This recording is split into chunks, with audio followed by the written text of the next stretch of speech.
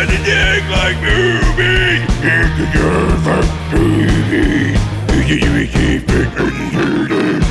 Hey everybody, and welcome back to Buttered Up. I'm your host Nick, And I'm John. and we thought there was no better time than to change the complete structure and format of the show than by the second episode. So instead of reviewing one movie now and then like in 2 weeks like another movie, we are going to instead be reviewing a plethora of movies today in honor of the Hallow Day or Day of Ween.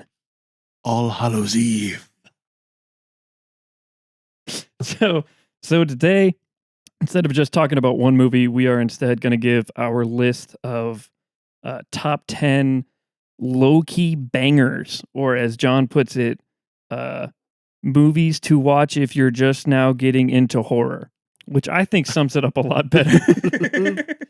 These are movies that you and I both enjoy that might not be like on everybody's like top 10 list, but it's a great I would say like a nice wide variety of horror movies that if you're just getting into horror, you don't really know where to start, or you want some like really good ones to kind of get your feet wet with the genre, or really sink your teeth into horror for one of the first times, or you're growing into it. You want the more graphic horror stuff. We cover a lot. We're gonna go through old movies, new movies, with varying budgets and in different classes of actors that you guys might be interested in watching. Yeah, and it's not just gore porn. I feel like a lot of horror has devolved into just gore porn, but we've got a whole list of like no gore at all in some of these. Then we have we have made for TV horror movies. Low budget. Ultimately, a lot of them are just suspense, I think, is what it comes down to. Yeah, I think a lot of the movies on the list we chose because they didn't just capitalize on the jump scare, which is kind of something we see in a lot of horror movies today. Like specifically the production studio Blumhouse is like really well known for their maybe cheap isn't the right word, but almost like cookie cutter horror movies, in the sense that there's always going to be like this buildup of suspenseful music, and then it stops, and then something jumps out at you, and then you're like, huh. And that's the scare. That's the horror component of the movie. But if you take all those parts out, it's just a suspense thriller. Yeah, and I think cookie cutter was the perfect way of putting it, as there is an Insidious 1 and Insidious 2 and Insidious 3 and Insidious 4, Conjuring 2, Annabelle 2, Conjuring. The Devil Made Me Do It, and then Conjuring 4 Last Rites. Yeah. Yeah, so from that perspective, I would definitely say that those are cookie cutter. So we kind of avoided that in our list. They're good. Most of them are good. But we wanted to give you something a little bit that kind of differs from those. Yeah, and I do think those are pretty poppy. So if you are just getting into the genre, you probably already heard of Conjuring or Insidious. Yeah, you Google horror movies, they're like one of the first group that pops up. And you know what? There's a couple of titles that we're going to talk about that also pop up as soon as you Google horror movie. But there's also, I said booby, horror booby. But there's also like a few movies that aren't going to pop up on those types of lists. They're a little under the radar, and that's why Nick labeled this list as low key bangers. I personally like horror hors d'oeuvres, but they're nice little appetizers, kind of get you introduced. You're like, ooh, a little bit of flavor of this, a little bit of flavor of that. I want more of this. Now you know what to order for your entree. Yeah, on God. As soon as we move on from that list, we're going to go into our top 5, which we just labeled as favorites. We're not doing a greatest of all time list. And to be perfectly clear, I think John and I are of the same mind when we say that rankings are stupid. So we are not really doing rankings here. Personally, I don't think anyone really knows the difference between like a 7.3 and a 7.4. So yeah, and at the end of the day, a lot of these opinions are subjective. Take them or leave them. You're gonna have your own when you watch them. You might go down this list and watch these movies that we're talking about today, and you might hate them. There's something out there for everybody. These are what works for us, and these are our top 5 favorite movies. They might not be your favorite movies, but we're going to go into more detail about each of those, more so than the top 10. We're gonna try to keep the top 10 list spoiler free, or sorry, the hors d'oeuvres or the low key bangers list. We're gonna try to keep those spoiler free as we're talking about them. We're just gonna give you some basic information about the movie that's very easily Googleable. But then when we That's get to good. That's the good. 5 favorites, we're gonna be going into more detail, providing probably some spoilers here and there. So maybe don't listen to that half if you'd like to um, get through those movies before we talk about them. Yeah, we'll try to provide you with a good pause point. If you make it there, we'd like to give you the opportunity to be able to come back and then listen to how we feel about them and what we think adds up, doesn't. Okay, so the first movie on our list for our low key bangers or movies to watch if you're just now getting into horror would be. Can you make that sound any less boring? I didn't come up with the name. How would you put it? How do you say it? All right, guys, the first movie we're going to dive into on this list of our top 10 things you should sink your teeth into if you're just getting into horror, in no particular order. We are going to alternate between movies. Nick has 5 that he's picked. I have 5 that I've picked. And he's going to get us started with our first film. Yeah, Nick, what do you got? the first film kind of came out of nowhere. Released March 22nd, 2024. Our first movie on the list is Late Night with the Devil. Ooh, Uh, that's a great pick. yeah, directed by Cameron Carnez and Colin Carnez, and they were also the writers of it, which I love whenever the director also has a hand in writing the movie. So this one is about how the preview puts it, the price of fame, I would say, with their words. And it's about a late night talk show host in the 70s who is competing for airtime or who is competing for ratings with like the likes of Johnny Carson and all those other late night hosts. And his ratings aren't doing so well anymore. And he's trying to he's taking more risks, basically. He's taking more risks with who to bring on to the show. And so at one point during the movie, he ends up bringing on like a spiritual medium. He brings on a skeptic. He brings on a psychiatrist with her current patient who is believed to be possessed by the devil. And then a whole bunch of spooky things go awry throughout the entirety of this. But the symbolism I thought was really good. The way that it was shot was great because it shot sort of like a mockumentary.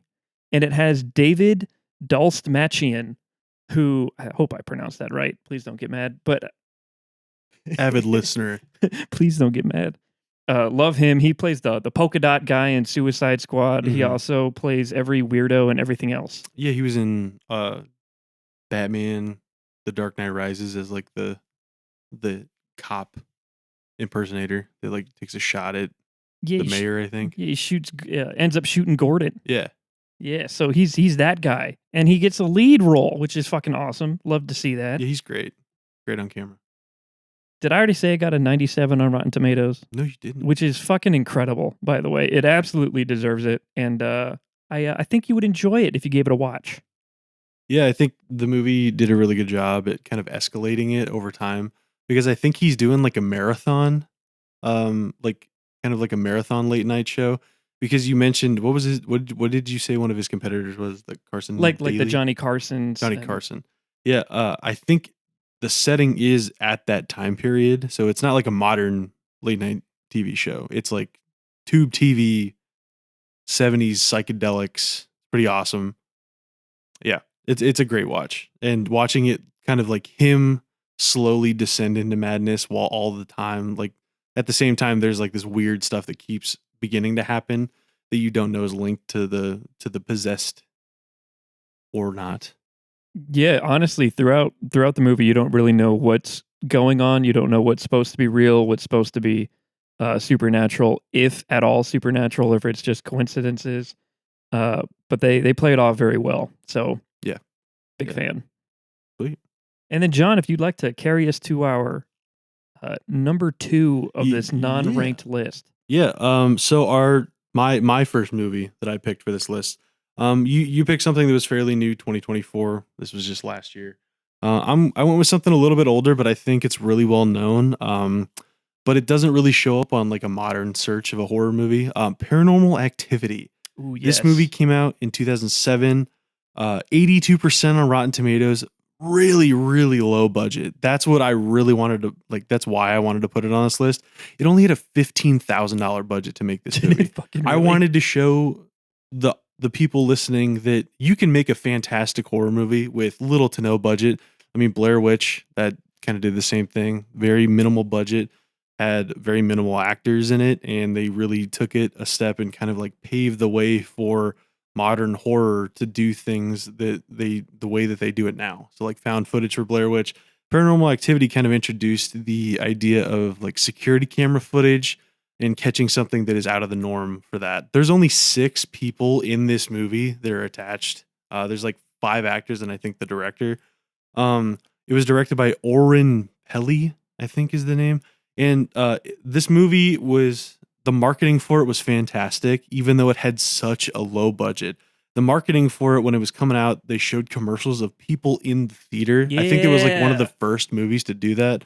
And it had like the night camera on them, and it was like them jumping in their seats and like, oh my God.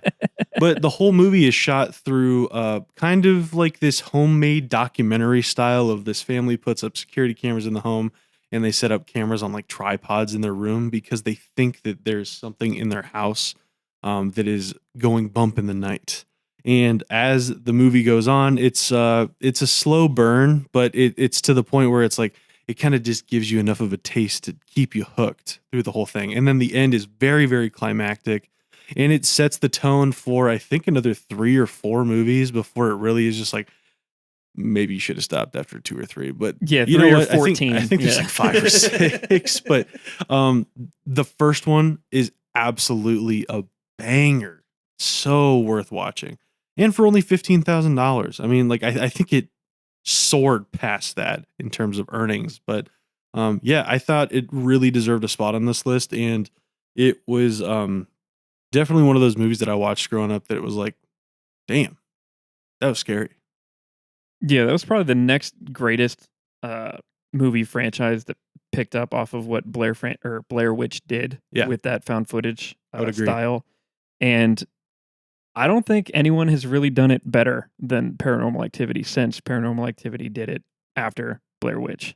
Yeah, and I will say, like, just in the future movies, they kind of update the technology. It's not just somebody putting like cameras in the corner of the room on tripods. I think in like the third one, they introduced the Xbox Connect that like shoots out like a bunch of those infrared dots, but then you start seeing like movement on the infrared dots and kind of weird shit happening at night. Super cool. And in cameras that are on like oscillation timers. So like they'll just like pan across the room and go back. And they do a really good job with like the timing of that and everything.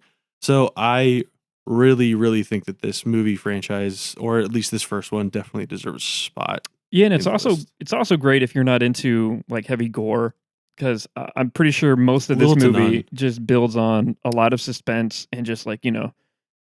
freaky little things Yep. going on. And if you do end up watching it, I'm just gonna say line of chalk in front of the door. Enough said. You'll get it. It was so freaking scary the first time I watched it. It was awesome. Loved it. Nick, guide me to my next movie on the list. So the next movie, you would never guess when this movie was released. Well, what is it? John, it came out on September 11th. No way, dude. Not the September 11th, 1998, like the prequel, but it did come out on September 11th. This is 1998's Cube. Not The Cube, just Cube. Now this is your pick. I fucking love this movie. I have not seen it, unfortunately. I was gonna pretend that I had and be like, "Oh yeah, but I have not seen this. It's definitely on my watch list, especially after you mentioned it. And tell me about it. Tell me, make me want to watch it. Okay, so The Cube, directed by Vincenzo Natali, has a pretty minimal cast. I think there's 8. There's 8 characters. All right, so this movie. All right, John. Let me break this movie down for you. There are 7 strangers that wake up in separate cubes. All right, but all these cubes are connected in like a giant Rubik's cube of the sort. It's a giant puzzle. Cubicles. Yeah, as you could cubicles. say. Yeah, without the desk or the neighbors. They wake up in these separate cubes. Somehow they find each other. again, seven strangers. They all find each other in this cube, and they try to go. There's an entrance on the sides, the bottom, the top, and then the front and back. I'm So for every hooked. side of the cube. I'm hooked. All right, and so like they try to go in. They don't really go through the top one at first. That's pretty difficult. So they try to go through the other ones, and they're like, "Oh shit, dude, there's traps in here." And therein lies the problem of the movie: is that there's traps, so they can't just go in straight lines places. They're trying to get out of the cube, and that's basically the movie. And I fucking loved it, John. Plays out like a Saw movie that doesn't have like unnecessary gore porn in it. It is a goofy flick. Yeah, I don't really I don't really know how to describe this more than there's people in a cube and they're trying to get out of the cube, but like they keep crawling through the cube and they're all like, dude, I can't get out of this cube. It's the perfect it's the perfect maze. It's the perfect maze movie. Have you seen Maze Runner? It had fucking pales in comparison. Interesting. But yeah, then you also got notes of like commentary on government conspiracy theories is in there too. So if you're a big fan into that shit, I guess that's also a knock in the direction of, hey, maybe go watch Cube, 1998's Cube, U.S. theatrical release, 1997 in Canada. Next movie. All right, John. So what is the fourth movie on our list? All right, my second pick for this list is one that I hold near and dear to my heart. It is 2017's The Ritual. It came out on Netflix. Ooh. It is a British film, but I think it's filmed in the mountains of Romania. It's got a 74% on Rotten Tomatoes. It's not the best, but it's not terrible either. I love a good creature feature. Anybody who knows the type of movies that I'm into, it's always going to be creature feature. It's directed by David Bruckner, and it had like a $5 to $10 million budget, so it's nothing to scoff at, sure. But essentially, the movie is about a group of four guys that lost their friend in a recent accident. And that guy's like proposed trip, because I guess like this friend group would take this trip every year. They all had conflicting interests and Leaving it in. no. They all had sorry, it's a LaCroix. God. They all had conflicting interests on where they wanted to go for this trip. Well, this friend that passed away wanted to go on a hiking trip through the mountains of Romania, wherever they decide to go. And so in kind of like out of respect for their friend, they take this hiking trip. And it's a multi-day hiking trip. They go camp in the woods and all that stuff. Well, someone gets hurt and then they try to take a shortcut and it leads them through this woods that may or may not be cursed. And you get to see some really sick, just like unsettling imagery. It doesn't emphasize like the jump scares. Like I would argue like Paranormal Activity kind of has like those sudden like movements in the screen. The Ritual definitely kind of it emphasizes the creepiness factor more than the jump scare horror. So for instance, like, pan shot of like the forest and then all of a sudden something moves. It's not jumping out at you, it's not scary in the sense that it's like coming towards you, but something moves and you're like, ooh, that is really unsettling. I love that. Love that type of horror. And I think that this movie did a really good job with it. Plus, it also has really nice lore behind the creature, and it also introduces other characters later on that kind of support the lore behind it. So, yeah, definitely recommend The Ritual.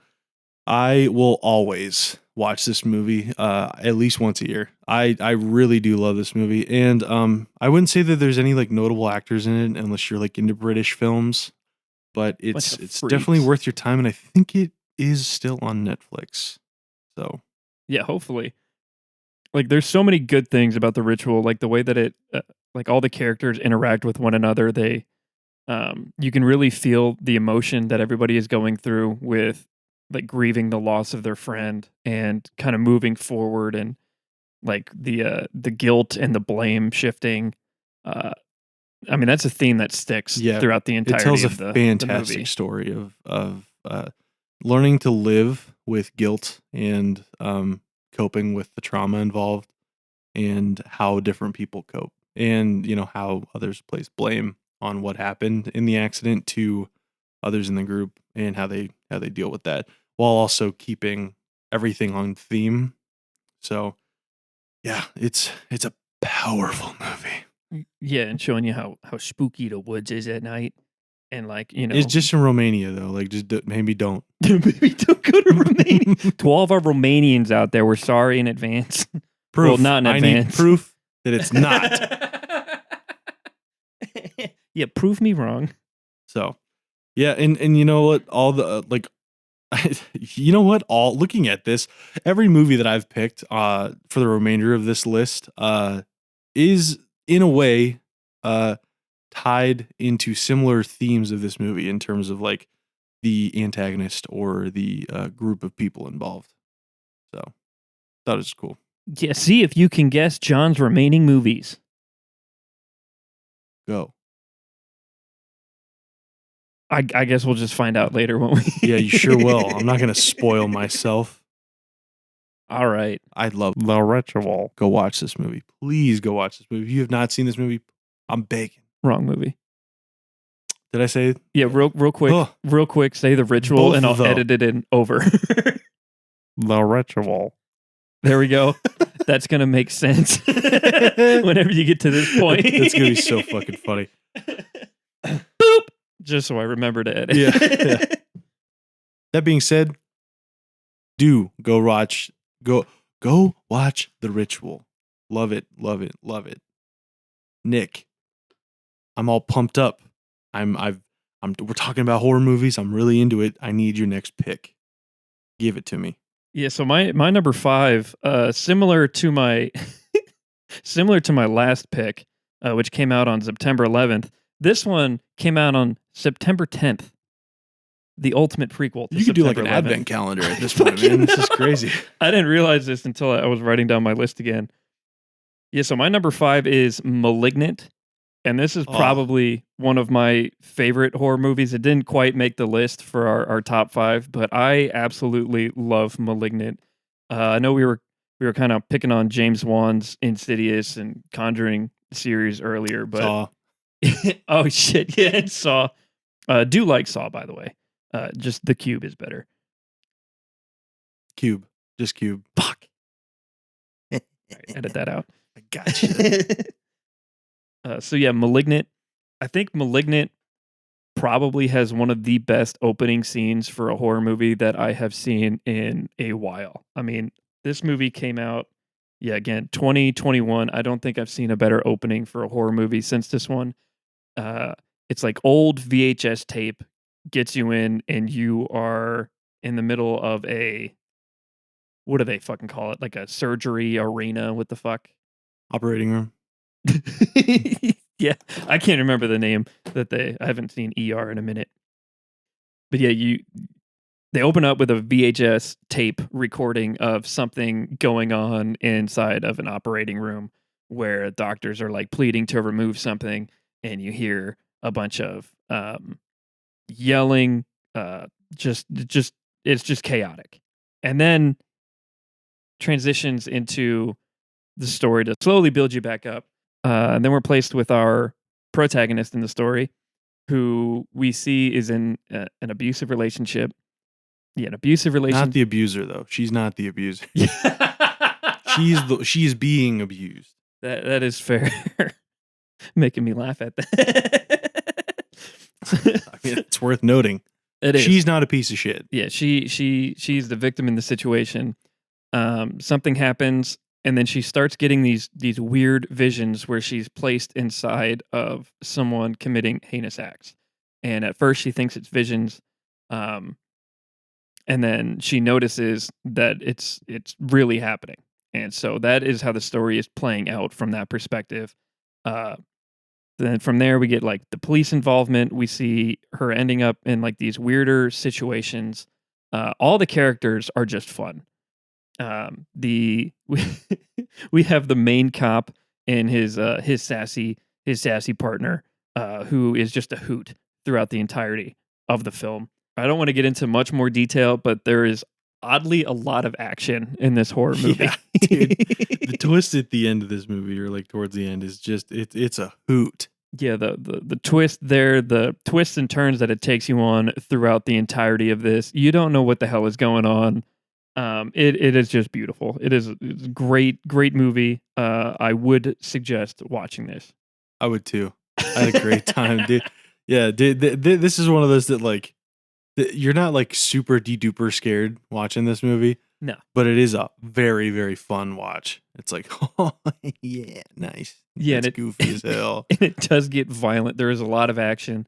If you're a little queasy, maybe not the one for you, but Yeah, I'd say tough it out. I think you'll have a great tough time. it out.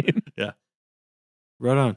Oh, and if you like Malignant, I'd also recommend Basket Case. You son of a bitch. We're only doing 10 here, not 11. Okay, no more. Calm but, down. But it's from the '80s. I think you'd enjoy. Yeah, I guess now that we're off the cut, I'm going to talk about my next movie. I'm going to slow things down a little bit. My next pick is Apostle from 2018. You can still watch this movie on Netflix. I just watched it yesterday. I love this movie too. It's got a 79% on Rotten Tomatoes, directed by Gareth Evans, and it had about a $5 million budget. I would not say that there's any like super well-known actors in here. I believe it's a British film, but it takes place in kind of the colonial times, pre-colonial times, and it's about blasphemers from the mainland of Europe, main continent of Europe, I guess. And they find these blasphemers. It's initially like three guys, right? And then their ship wrecks and they end up at this island. And it turns out that there is an entity on the island that can promote fortunate growth of wildlife and plant life, including crops and animal rearing.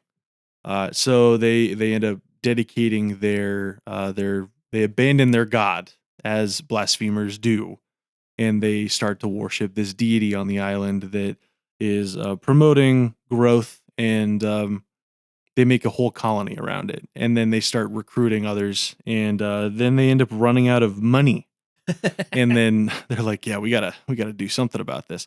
And so they kidnap a girl from a wealthy family and they bring her to the island. And this is all build up plot. I would not say that this is a spoiler because this is all spelled out pretty early we on in figured the this movie. out pretty early. Yeah. And so her brother is tasked with going to retrieve her. And the movie is about his process. It is shot from his perspective of following him as he infiltrates this colony and gets put on this island and assimilates with them, and then begins uncovering secrets surrounding the entity that's on the island, promoting the growth and everything, while also trying to locate his sister and safely evacuate. Things happen, twists and turns awry. It's kind of culty a little bit because this whole community's around surrounding this entity, and they all support her, and everyone's against him except his sister. And then he finds some people that are willing to work with him, but yeah, it's spooky out of nowhere, and towards the end, you kind of get this like big grand reveal, and it's really cool, really grandiose. And then the very end, you and I both were kind of like sat there and thought. It was pretty quiet. Like it was just a speechless. We were just speechless at the end of this movie, and it's very nice, very cool. It's been a while since I sat down and watched Apostle again. I remember a lot of symbolism in this movie. Yeah. There are parts where it delves into scenes that are absolutely gut wrenching. Like it is not just from like a visual perspective, but emotionally, it takes you on a little roller coaster on what people are capable of doing. I teared up the first time I watched it. Yeah. Pussy. Yeah, I definitely am. But it's very cool. And there's like fun little twists and yeah, like you said, the symbology of it. And then he himself. We had It's to a, like quote the Boondock Saints there. did I? The symbology. Oh, the The symbology. symbolism. Yeah, man. Symbolism. I loved it. You go check it out. Yeah. All right, moving on to the next movie in our list. I'm not going to lie, I was not able to watch this again within the week. John's going to have a little more for this one than I will. So appreciate you. It was released March 20th, 2020. It's called Nobody Sleeps in the Woods Tonight. It is a Polish flick directed by Bartosz M. Kowalski, not related. I'm not related either, by the way. I am also Polish. So from what I remember, other than just fucking loving a lot of the practical effects in this movie and the campiness and the slapstick nature of a lot of everything that was going awry, Nobody Sleeps in the Woods Tonight takes place at a camp where parents send their kids to try to get away from technology, and within this camp, unbeknownst to them, there is a backwoods. You know what? You can fucking say meteorite. Who cares? Okay.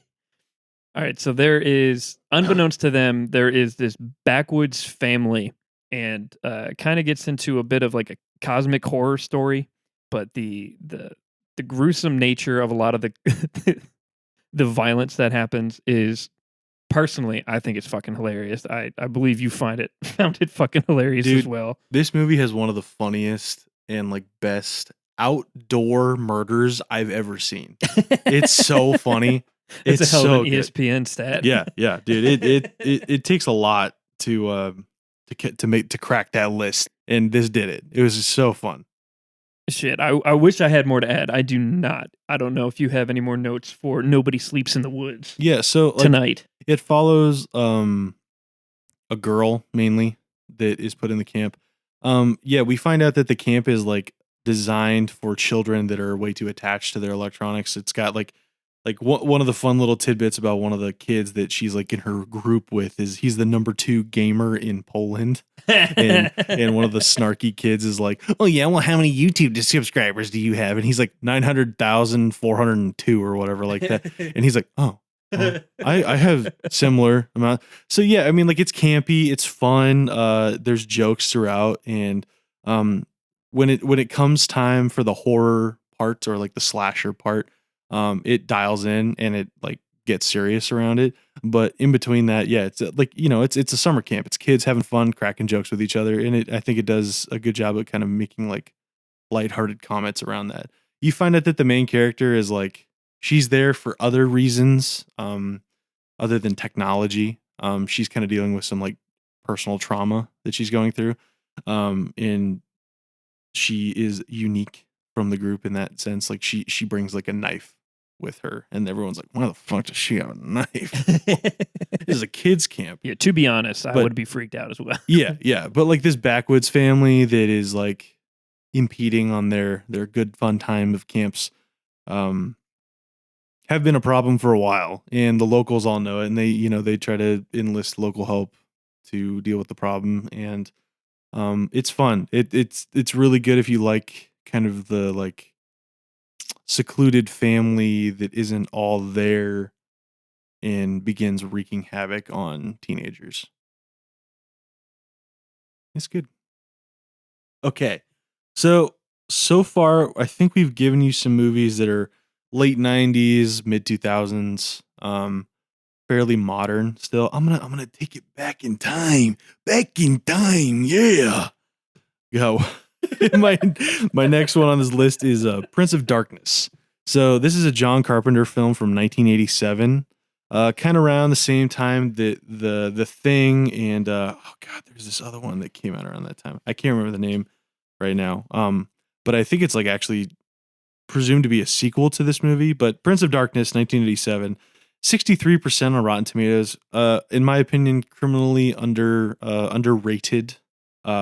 I had a great time watching this. It had a $3 million budget in 1987, which is like, boom, that's some money. it's got two notable actors for me in this movie.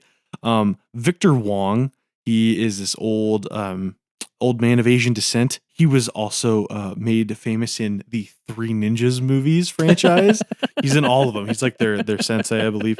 He was also in Tremors, which I thought was very Was fun. he really? He was. Shit, And, I did not notice that. He was in Big Trouble in Little China with Kurt Russell from back in the day, and he was also in King Kong from 1933. Jesus. So he's been in the game for a while. he is past now, but he did a great job in this film. He plays this PI in this lab, this what's the word? Principal investigator for this lab. And he's got a bunch of grad students working under him, and he works at a university, and he works with multiple departments. And he is brought, it is brought to his attention by the local church. I don't really know what kind of church. They don't really tell you what sect of religion it is, I believe. Maybe Catholic, probably Catholic. That's probably fair. Yeah. And so it's brought to his attention. They like ask him to come and look at this artifact that they found in this church because the recent head clergyman passed away and left this key behind to his sanctum. And they open the sanctum, and there's this like weird tube of goo, this green goo floating around in there. And they're like, "Ooh, do you feel that? It's weird in here." It's like, yeah. Let me get the science gurus and let's figure out what the hell it is, right? So they bring in like microbiologists and theoretical physicists and all these other different types of like testing units and stuff. And then they also bring like a professional like theist and like a translator type person, because there's also like this text that they find that's written in multiple languages that it's her job to like decipher it and kind of like tell them in English what the heck is this thing, right? And then you find out it's like a prophecy, and you find out that the tube is like, maybe there's something growing in it, maybe it's alive, we don't really know. And it's this process of infiltration to this group and possession to the point where it hits slight notes of cosmic horror, which is a genre of horror that I personally really enjoy. And it's the type of horror that is too big for your brain to comprehend. So it crosses dimensions, crosses worlds, has like really big aliens that are like make you look microscopic. I really like that type of horror. It's kind of that unending dread of watching a movie and you're like, there's nothing you can do about it if you're in that situation. So it's watching this group kind of dealing with those problems. And by the end of the movie, you're like, well, I'm surprised that there's still people around. And yeah, the ending really hits like a fun note for me. And I will say that one of the it starts possessing homeless people to kind of protect the building. Yeah, we see that pretty early on with the so that's not, I would not call the that people spoiler. around. So whenever they first get into the church during this investigation that they're having, they notice right away that it's like the homeless people are weird. Yeah, it's They're odd. Like it's frolicking, like flocking homeless people to this church, and the church looks like an old warehouse more than it looks like a church. There's like no stained glass more windows. So a security facility. Yeah, and we also find out with this church that it's like a specific sect from again, we're going to say Catholicism. We could be wrong here. Correct us if we're wrong. But within this sect, it's like the Brotherhood of Sleep, I think they call it. Yes. It's almost as if the entity in the basement is sleeping. And so the brothers or the priests who are around this facility, they like have like do they call it like a vow of silence? Yes. Yeah. So vow of silence for the people working in the basement. Early on, they do not do that. But the scenery that they have in this is great. I love a lot of the campiness. I would say the main professor, what did you say his name was? Victor Wong. Victor Wong is the one actor who has facial expressions. Yeah, but he's also the main guy in the movie. Also has a killer mustache, man. Like a and haircut. Mustache. I fucking loved the hair. I love the outfits. Yeah, yeah, dude, they're so great. Also, nudity warning. There's boobies in the movie. at one point. Were there really? Yeah, dude, there was. Shit. It's awesome. Shit, I missed it. It's awesome. 80s boobies. Hell yeah. But the reason I brought up the possessed homeless people is because one of the people in that movie is played by Alice Cooper. I was gonna fucking say, I was like, he looked. Yeah. There's And no way he's that old at yeah. this time, right? Yeah. So for those of you who don't know who Alice Cooper is, he's the snake guy. I mean, like he always has like a boa on him, like a yellow boa on him when he's playing guitar. But he's got popular songs like Poison and School's Out. It's For great. like the summer. Yeah. That one. Yeah. Yeah, Fucking dude. rad. He was awesome. And I think he's still touring. Anyway, his part is listed as street schizo. Street schizo. Yeah, pretty cool. Yeah, it's fun. This movie, you can tell the time that they're in by the way that they're talking about mental illness And from the dressed. inside. They're like, well, if they have schizophrenia, then they have 20-minute episodes. And they're like, what the fuck are we They also say talking about far here? out, and I like that. Yeah, and I don't think there's a single curse word in this, which makes me believe it was a made-for-TV movie that I'm just not sure of. So yeah, I believe it is made for TV, and which is awesome because I think it introduces a different type of movie on this list because it is like a made for TV movie versus like a feature length film that was put in theaters. But there's like intentional commercial breaks in the movie. Yeah, you can see it. One of my favorite lines, and I don't mean to spoil anything, but I think it puts the dialogue into a good perspective as to what you can expect from this movie. Where one of the gentlemen, I don't know his name, but he's got a mullet and he's balding. He says, Yeah. he says, "You're out of your minds. This is a joke. This is caca." And then Yeah, the caca was great. and then you wait 15 seconds, and then he finishes his statement by saying, "Caca." Also, I fucking loved it. also as an entomologist, I just want to say, if you watch this movie and the Darkling beetles are doing more than Darkling beetles should be doing, don't at me. I know. I'm aware. It is a movie. I was just about to get to I what know. the Darkling The Beetles were doing. tenebrionity don't do what they're supposed to be doing. I get it. Well, they're not maybe controlled by and out of, they're not controlled by spooky green slime maybe. So, put that Perhaps. in your pipe and Smoke it. it. But lovely campy movie for those not interested in, well, I can't even say not a lot of gore because It's what was presented as horror at the time. yeah, it's like 90% not gore. Yeah, towards the end you get a little bit. Yeah, it's definitely worth it for. But it's awesome. For It's the- got commercial breaks so you can get up and use the restroom and get some snackies if you need them. It's got boobies for all those people that need some boobies in movie. It's got great mustaches Hey, for those fucking Tom pervs. Selleck fans out there.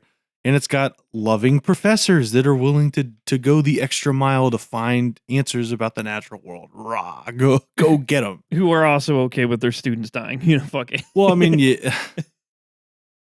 in the pursuit of science, there must be sacrifices made.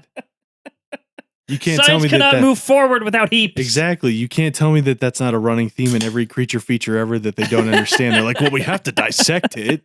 Obviously, We need to know what's going there on. must be sacrifices. So, anyway, go watch Prince of Darkness. I actually watched this for free on YouTube, free with ads.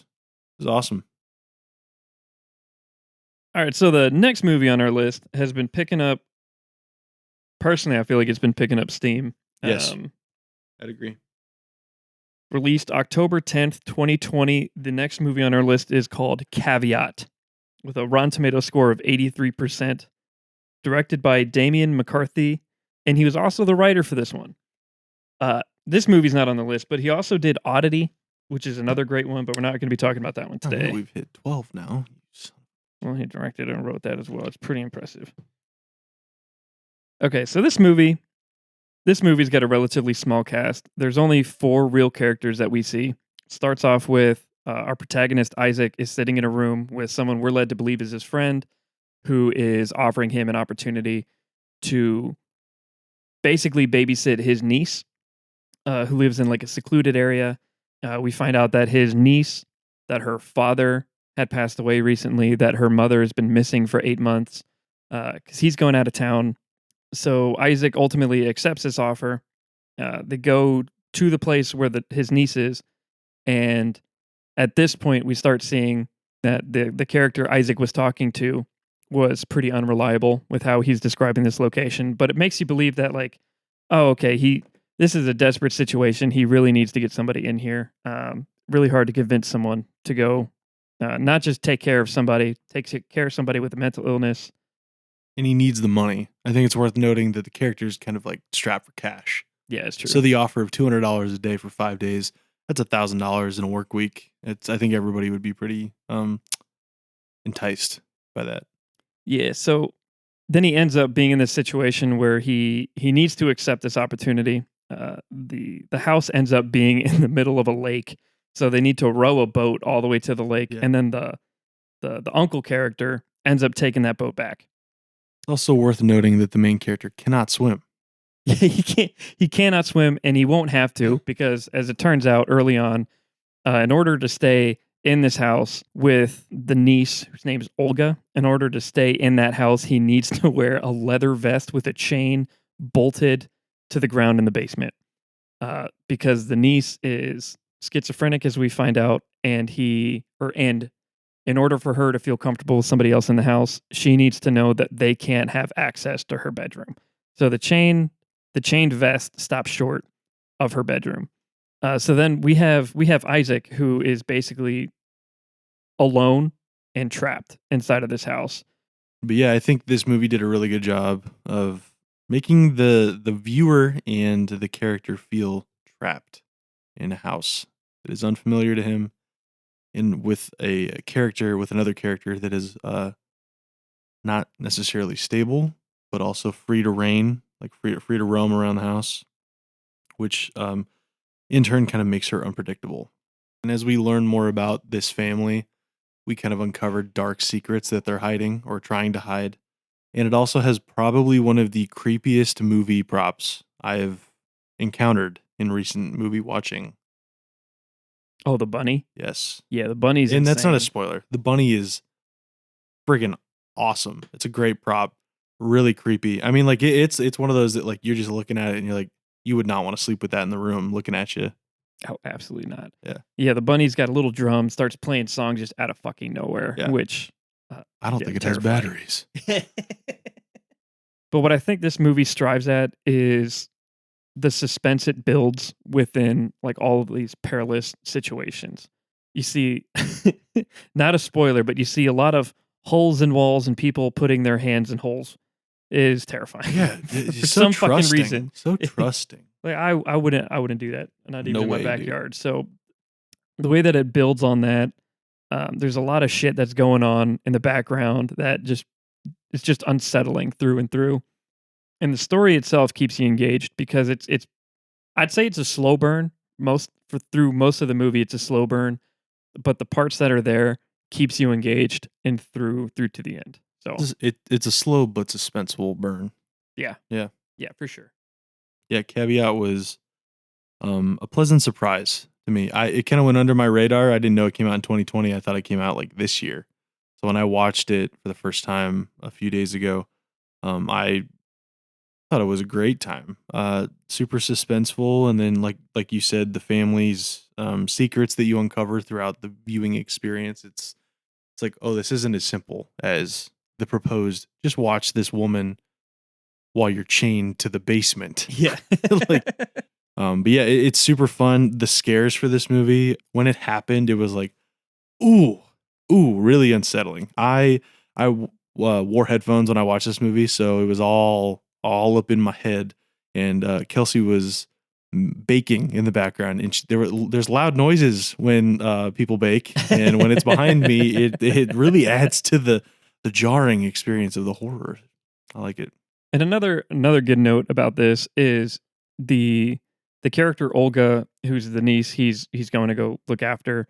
While she has schizophrenia, and characters might talk down about her mental illness in the film, they don't ever take away like her humanity in it. So she maintains that throughout the whole thing. As a viewer, you don't see her as just a crazy, insane Yes. person. You see her as a person. Yeah. So, glancing away from humanity, My last one that we're going to talk about is 2021 Antlers. I think this is the lowest rated movie on this list. It's got a 59% on Rotten Tomatoes, directed by Scott Cooper, but was produced by Guillermo del Toro. Oh, no So shit. he had a hand in this, and he's a really good creature feature producer of a wide variety of content. He did the Cabinet of Curiosities on Netflix. It's like one of my favorite limited series out there because it's like a conglomeration of short stories that are all different settings and they're all based around horror as like the main theme. Different types of horror too. And he does a really good job and he's really good at doing monster movies and stuff. And this is a creature feature. Yeah, well, It's great. he's done Pan's Labyrinth, Hellboy 1 Yeah. and 2, Golden The good Harvey. Hellboys. Yeah, the good Yeah, Hellboy. yeah. And then Shape of Water. But I can talk about Guillermo all day, our boy. Yeah. But this movie had a budget of 16 to 17 million. I think it's like the highest budget in all of the movies that I've talked about so far. In this movie, there are two actors that I thought were like pretty notable. It's got Jesse Plemons. He's the redheaded guy from Breaking Bad. He's in this new movie called Begonia coming out with Emma Stone. Emma Stone. He was in Civil War, which I thought was a kind of a sleeper movie. Also in Like Mike. He's really? Dude, he's the bully in that movie. I fucking loved it. And there's also Carrie Russell. She's a pretty well-known actress, mainly from like her TV shows. Like she did The Americans. She was the like female protagonist in the Planet of the Apes series after the one with James Franco. And she was in Dark Skies, like that super creepy alien movie. Yeah, she's like the main lady in that. Also in Cocaine Bear. I wanted to save that one for the last. So fucking range. Yeah. So Antlers. I said it's a creature feature. This is probably one of my favorite creature features in the sense that it dives into folklore. I don't see a lot of movies doing that. They all have like made up local legends of like, oh, don't go into that house, it's haunted, or like don't go talking to that lady, she's possessed, or like don't talk to that family, they're like inbred and they'll kill you kind of shit. But Antlers revolves around the story of and I'm just gonna say it because I think it's important for you to like know early on what it is. That way you can kind of get an understanding of it. It's called a Wendigo. It's a Native American spirit, vengeful spirit, and it's usually portrayed.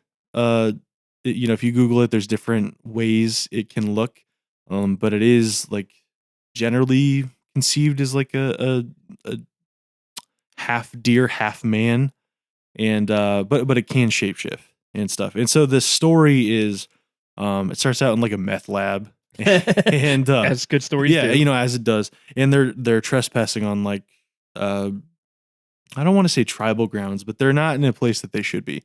And something attacks them, and then you find out that the dad is potentially I don't want to say impregnated, but he is forced to become a cocoon of a Wendigo. And we learn more about the folklore behind this legend as the movie goes on. And I don't care if that's a spoiler. I think it's like a super fucking awesome Native American legend that isn't talked about and covered in different movies like this nearly enough.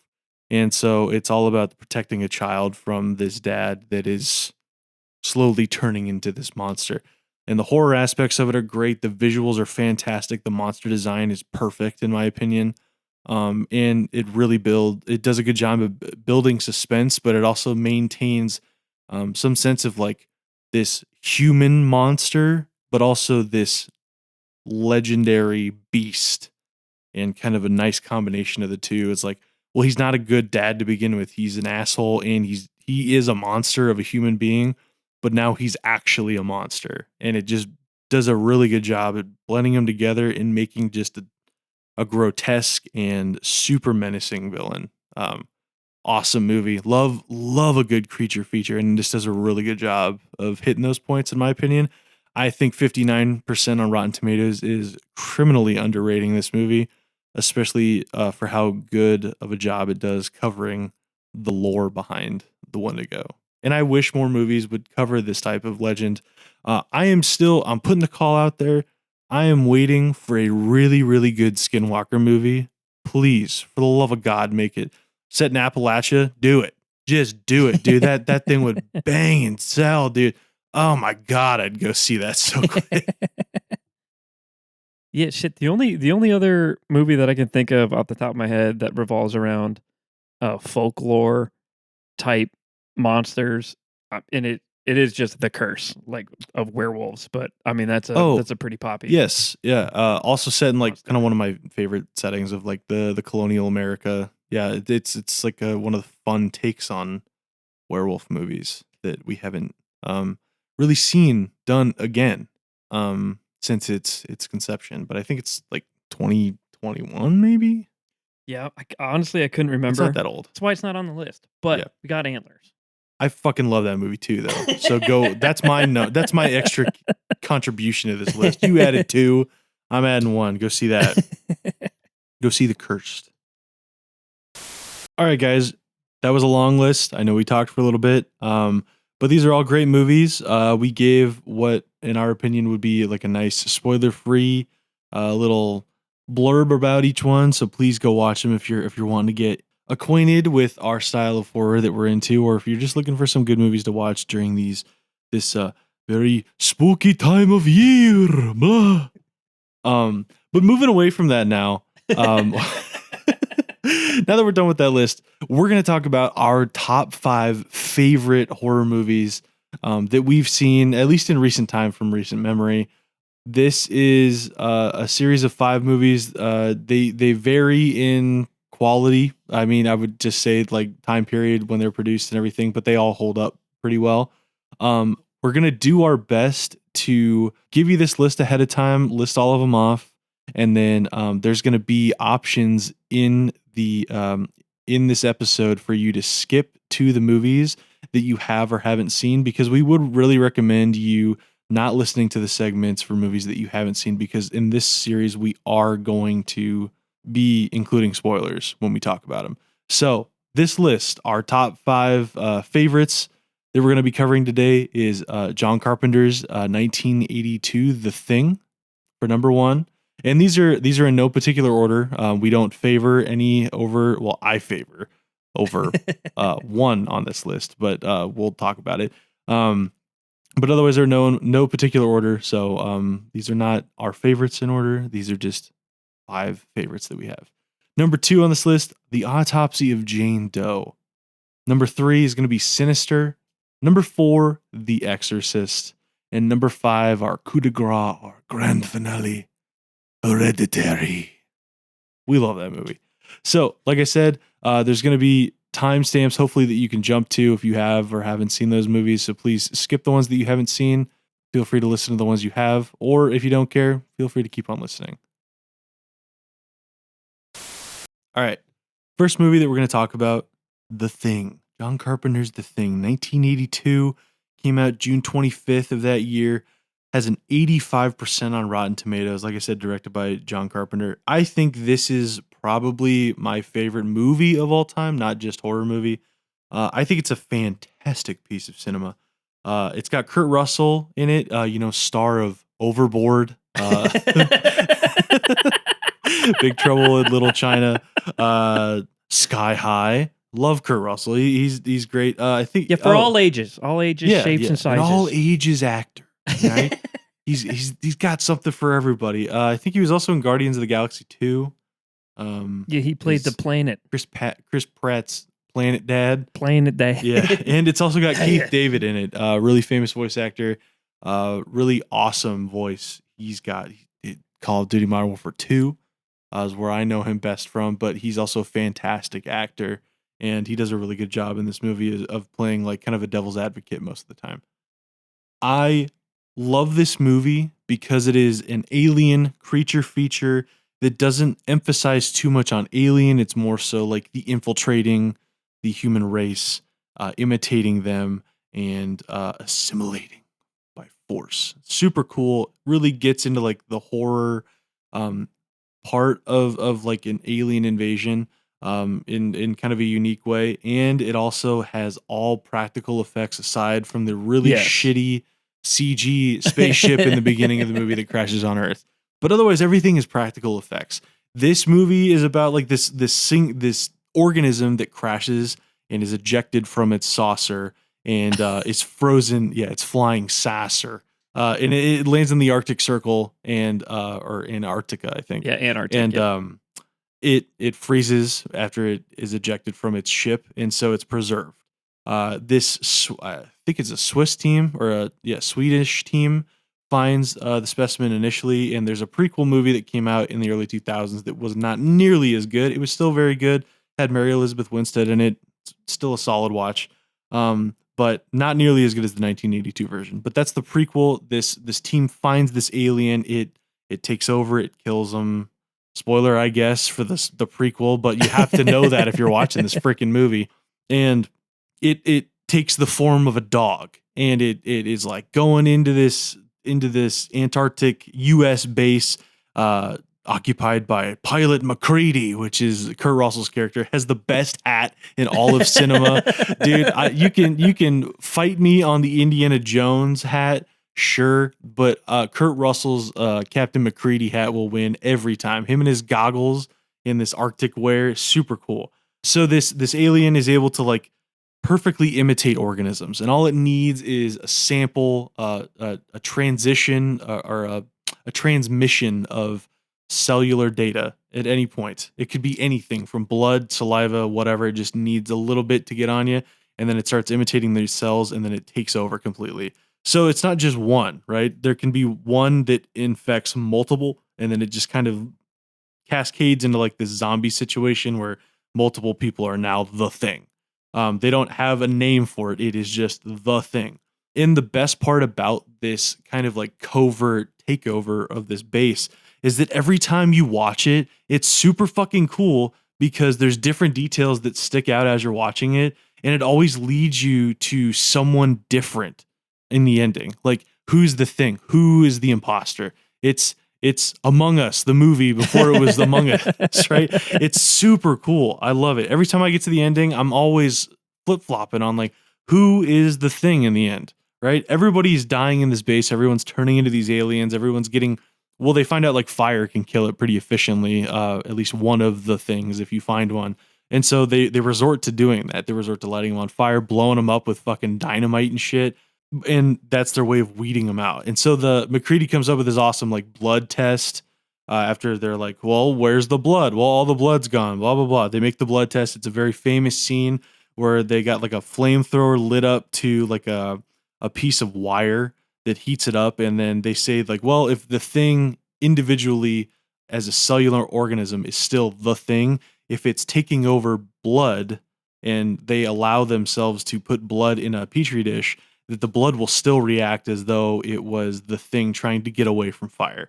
So they heat the element, they heat the wire, and then they start sticking it into samples of their blood, and then you find out that McCready's not the thing. So at one point in the movie, all of the people that they're testing are not the thing. It doesn't mean that they will remain not the thing, but at the end of actually, I think it's like in halfway through their like blood testing, they find out that yeah, like the one of the blood samples reacts and it like jumps at him, and then the dude starts turning. He's like shaking in his couch, and then he turns into this freaking grotesque thing that starts killing everybody else.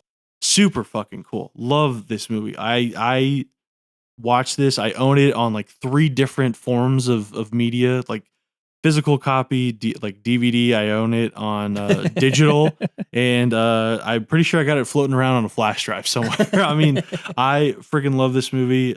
I will happily watch it every time it's on cable. I've made my girlfriend watch it, and she has no interest in this type of stuff, but she finished it, and she's like, you know what? That was pretty good.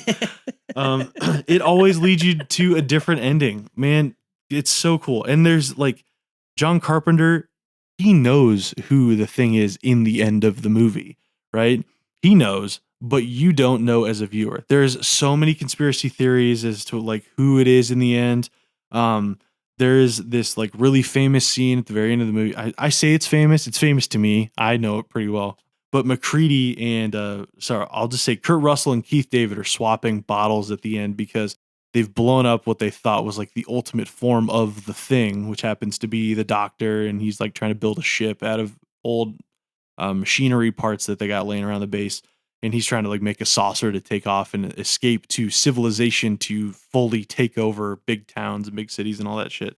So Keith David and Kurt Russell do their best to like blow him up. He doesn't get there ahead of time. But the conspiracy theory is that at the end, they do succeed in blowing it up and the base is gone. Everything's all like kind of like the remnants of the base and like fire is kind of like dying down and shit. And so they know they're both going to die, right? They know they're both in the Antarctic region in the middle of winter with a blizzard going on, and they're going to freeze to death. But that's exactly what the thing wants. It wants to be frozen again. It wants to be like kind of just isolated again. So the next team that comes to investigate the crash, it can start doing the same thing again. Well, Kurt Russell and Keith David are the only two left, and one of them has a bottle of whiskey. So this bottle is the form of controversy because that's where people are debating. Well, McCready, Kurt Russell's character, passes the bottle off to Keith David. They both know full well at this point that all it takes is one form of transmission to infect you with the thing. And so by Kurt Russell passing Keith David this bottle, him being the thing would intentionally do that to infect Keith David. However, does Keith David know this? Or is Keith David the thing and Kurt Russell's just doing this as like a celebratory drink? And Keith David takes a swig and hands it back to McCready. And there's a really famous part in the movie that, God, I keep saying famous part. I just love it so much. But Kurt Russell smiles because he knows. So that's another point of controversy. Does he smile knowing that Keith David is now infected and is part him? Or does he smile knowing that Keith David knowingly took a drink to infect Kurt Russell? There's also speculation as to whether or not what liquid was in the bottle, whether or not it was whiskey or gasoline, because they I think it's gasoline or diesel or kerosene or some form of igniting fluid, because there's a lot of that in the end, and they think that like McCready did like a little bottle swap or a liquid swap to like weed out that he took like a fake swig and then gave it to Keith David's character, and then Keith David actually drank it, which means he has no perception of what taste is. And so him drinking kerosene or like some form of lighter fluid, he what a fucking weeded rabbit himself hole. out. Right. So like it's super interesting. Right. And then even throughout the movie, people appear to be the thing and you didn't think that they would be. So it almost promotes a rewatch. I think the rewatchability of this movie is super high. I mean, like I'm still catching details and I've seen the movie probably at least like 10, 15, 20 times at this point. And I always catch something new. I love it. Nick, I know you haven't seen it in a while, and I think you said you've only seen it one time, but I do think that this deserves a solid spot on my top 5 of all time. I don't say just now. I'm saying the thing will be with me until the end. I fucking love this movie. And if this wasn't a horror list, The Mummy would be right there too. I fucking love The Mummy too. Yeah, I'll put a thing of whiskey on your grave. I'll make sure. Fair enough. Leave me the hat too. Another thing about the thing, just it captures that horror emotion of complete desolation. Like there is no escape from the situation. Oh yeah, you're totally isolated. They have to deal with it, or else they're fucked. So that forces them to like move the plot forward, but also they can't get out. So from that respect, you can't truly identify who is what and when it's happening, and they confuse the audience as well. And I love whenever movies don't like spoon feed us everything. I like that bit of mystery in there, because then that, like you said, with replayability or rewatchability, like it makes you want to go back and see if you missed something. Yeah, and like you said about the isolation, I mean, this is a group of people that you've come to know and love because, like, as putting yourself through in a character's shoes, this is a group of people that you should be able to rely on. These are your family members while you're out there at this base, isolated in the middle of nowhere. The only way to get around efficiently, especially in the weather that's going on throughout the movie, is a helicopter. and McCready, Kurt Russell, is the only pilot that they have. So everyone kind of looks at him for like a leadership role, but the reliability of each character is just dwindling as more people get infected. And you're now putting yourself in a position of, I don't trust anybody anymore. So not only are you isolated physically, you're also isolated emotionally. You don't know who to trust. You don't know who to believe. You don't know who is the thing anymore. And it really does a good, I like sense, it has a good sense of you as an audience member that you can't trust anybody. Like I even at one point, I think on my last watch, I had like a list of all the team members and I would do check marks as to like who was the thing, who was a thing, who wasn't, who I didn't think, and in what point of introduction for the thing to like infiltrate the body. That's just a fun Um trivia night right there. Just it's trying to figure awesome, out dude. who's what and when. And you know what? Like obviously, like you watch the movie, the same people are the people getting infected, but the points of contact that happen that introduces the infection can change each time. Yeah, I love this movie. And yeah, just doubling up on your point with the practical effects, they're absolutely fucking insane. Yeah, they're awesome. Like every transformation is it's so unsettling, and that's another thing with modern movies and the reliance on CGI to make something compelling. Like being able to do that with makeup and prosthetics and like practical robotics is so much better So much more from like impressive. yeah, and from the from just perceiving what's going on, it like adds an element of like the uncanny to what Yeah, is going on, and you don't get that with a lot of like computer generated shit. It's a there's something about it that you know that it's not real, and everything about you is like, well, there's no way. yeah, So it takes that horror element out of what you're watching, and that's another thing that the thing does fucking phenomenally. yeah. I mean, just the conception of the creatures in this movie. I mean, they have a man on a table that they're performing CPR on, and the doctor goes in for chest compressions, and then his chest cavity opens up like a maw and clamps down on the doctor's hands and fucking just rips him in half. And then the head falls off, and then the head turns into like a spider, and then it's crawling around. That's like probably one of the most notable creatures moments in the movie. I mean, it's parodied across media. I know Family Guy did a thing on it. There's other like movies like Possum that like we talked about that could have like a head with legs. It's really creepy. Well, I that's the first introduction. The Thing was my first time ever seeing that. By the way, Possum, solid watch. Yeah, that is a good movie. That's all I got to say. I really like The Thing. Please, well, I don't have to tell you to go watch it because you should have already watched it, but please side with me. Watch it Yeah, again. watch it again. Watch it again and comment where I'm right. Yeah. Email us. Who do you think was the thing in the end? And why? Yeah, or DM. Yeah, DM us on Instagram. All right, so moving on to number 2 on the list, we have The Autopsy of Jane Doe, released December 21st, 2016, with a Rotten Tomato score of 86, and directed by Andre Overdahl. Or for the cast of this one, it's pretty small. The notable actor we have is the great Brian Cox, who played Stryker and X-Men other things. Oh shit! think I the totally original- forgot about that. X-Men 2, and I think he was dead by X-Men 3. So, Yeah, but he was in there. Recast for X-Men Origins. Yeah, of They course. recast him, but he's also in Trick or Treat, Braveheart, and Super Troopers. Oh shit! What a range on this guy. And in Succession, he's just a lovely actor. We love us some Brian Cox. And anyway, yeah. So overall, small cast. We are introduced to this movie with a gruesome murder scene.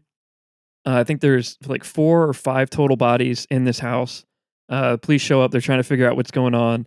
And then in the basement of all of this carnage, there just lies corpse coming out of just the ground. They started digging up a body. No external wounds on this person. They don't know why the hell she's there. And then there's a comment made by the police officers saying, looks like they were trying to break out. Which leads you to, what the fuck is going on with this lady? What is she doing there? So then from going from the murder scene, they, take the body to the mortuary. What I like about the set is how small it is and how concise everything is. Like there may be like 4 or 5 total rooms that go on.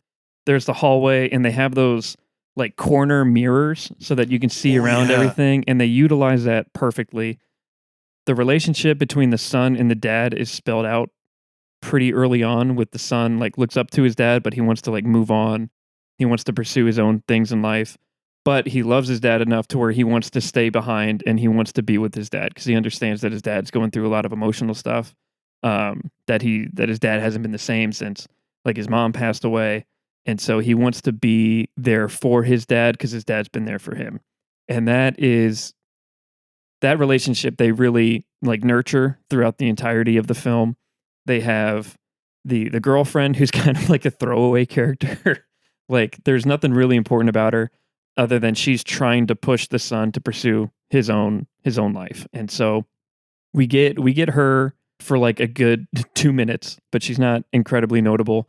Then we have the dad and the son and they just get the body that comes in. And another lovely thing about this is that it adds mystery through the entire thing, and they kind of it's fitting for a witch movie, but they leave you a trail of breadcrumbs to go along with the entire time, like with what was it, deet? What was the fucking soil that they found under her skin? Whatever the soil was, it was found in like a specific location in the United States, predominantly the Northeast. They leave you so many breadcrumbs that okay, so this body was initially from Salem. Like she was from the Northeast, New England, and what was going on with the Salem witch trials.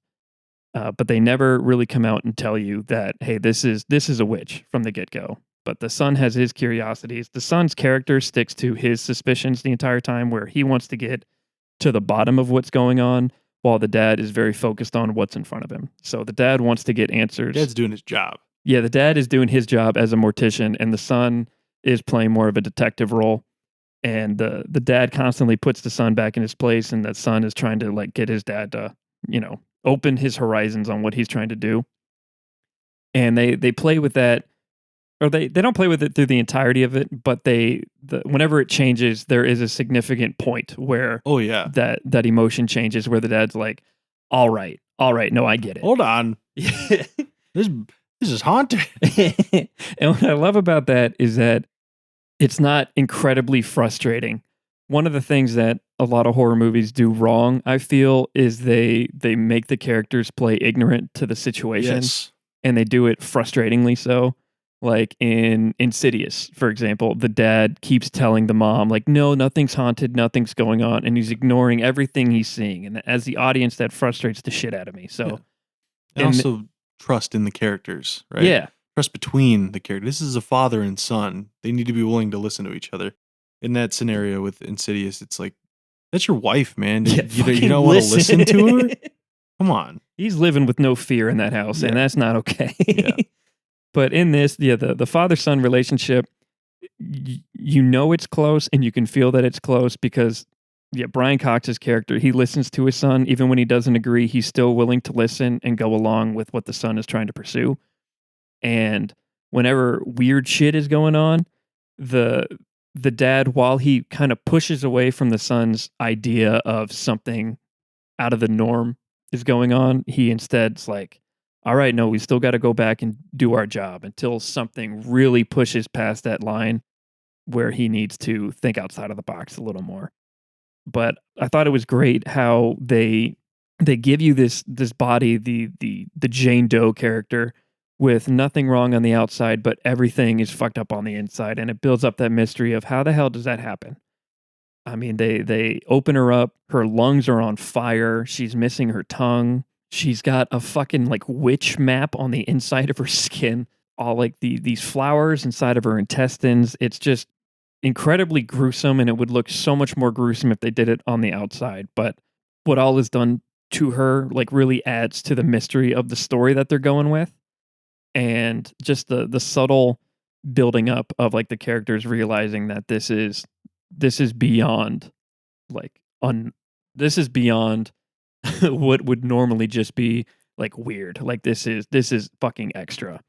Then we get to every time they like try to cut into her, then we got like the what do they call them? The drawers where the corpses are hiding in, or the where Yeah.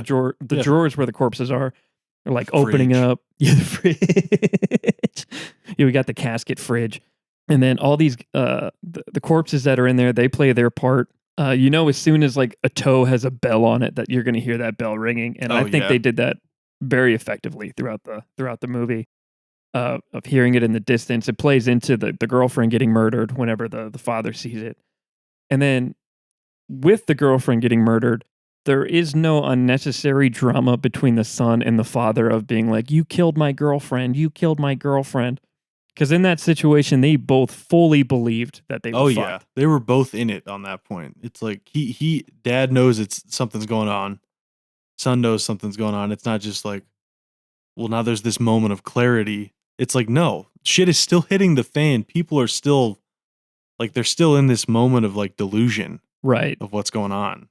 Yeah, and so they both fully buy in to the environment as it's coming at them, and the fact that they didn't add unnecessary drama was another thing that, like, from the audience perspective, you appreciate, Yeah. because you're like, why would he be mad at the dad there? But it would have been very easy for them to just throw that in there to add extra tension, and they didn't do it, and I appreciated that. And then from there, I think the dad has fully bought into everything that's going on, and then they fully immerse themselves into this witch lore of like all the Salem witch trials and what's going on, or what must have gone on with this Jane Doe character. And the way that the son pursues it as a character isn't just like he has all the answers.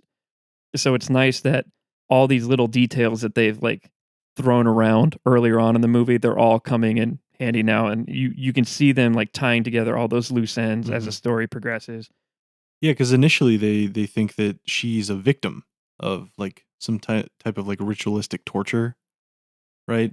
Like she was sacrificed. So yeah, they find out that she was a victim this whole time, and their theory toward the end was that these people created a monster that they were trying to destroy by like going through all these rituals of killing a witch, that they ultimately created one. So everything that they subjected this woman to, her revenge is pushing that onto somebody else. The And thing manifesting. Yeah, and manifesting all of this Yeah. to becoming real. And that was probably one of the frustrating things for me whenever I was watching it, was that it felt like it was all coming onto, or all being projected onto two innocent people. Yeah. Like, Yeah. that you don't feel that they deserve it. They're trying to get answers for this. But to the same vein, they were also cutting into her while she was still alive. So there's no way they would have been able to know that she was still alive, other than the happenings. Every time that they took out the scalpel and were going in, something happened that you could have taken as a sign from the Jane Doe character of saying, "Hey, don't fucking do that, please. It's still alive."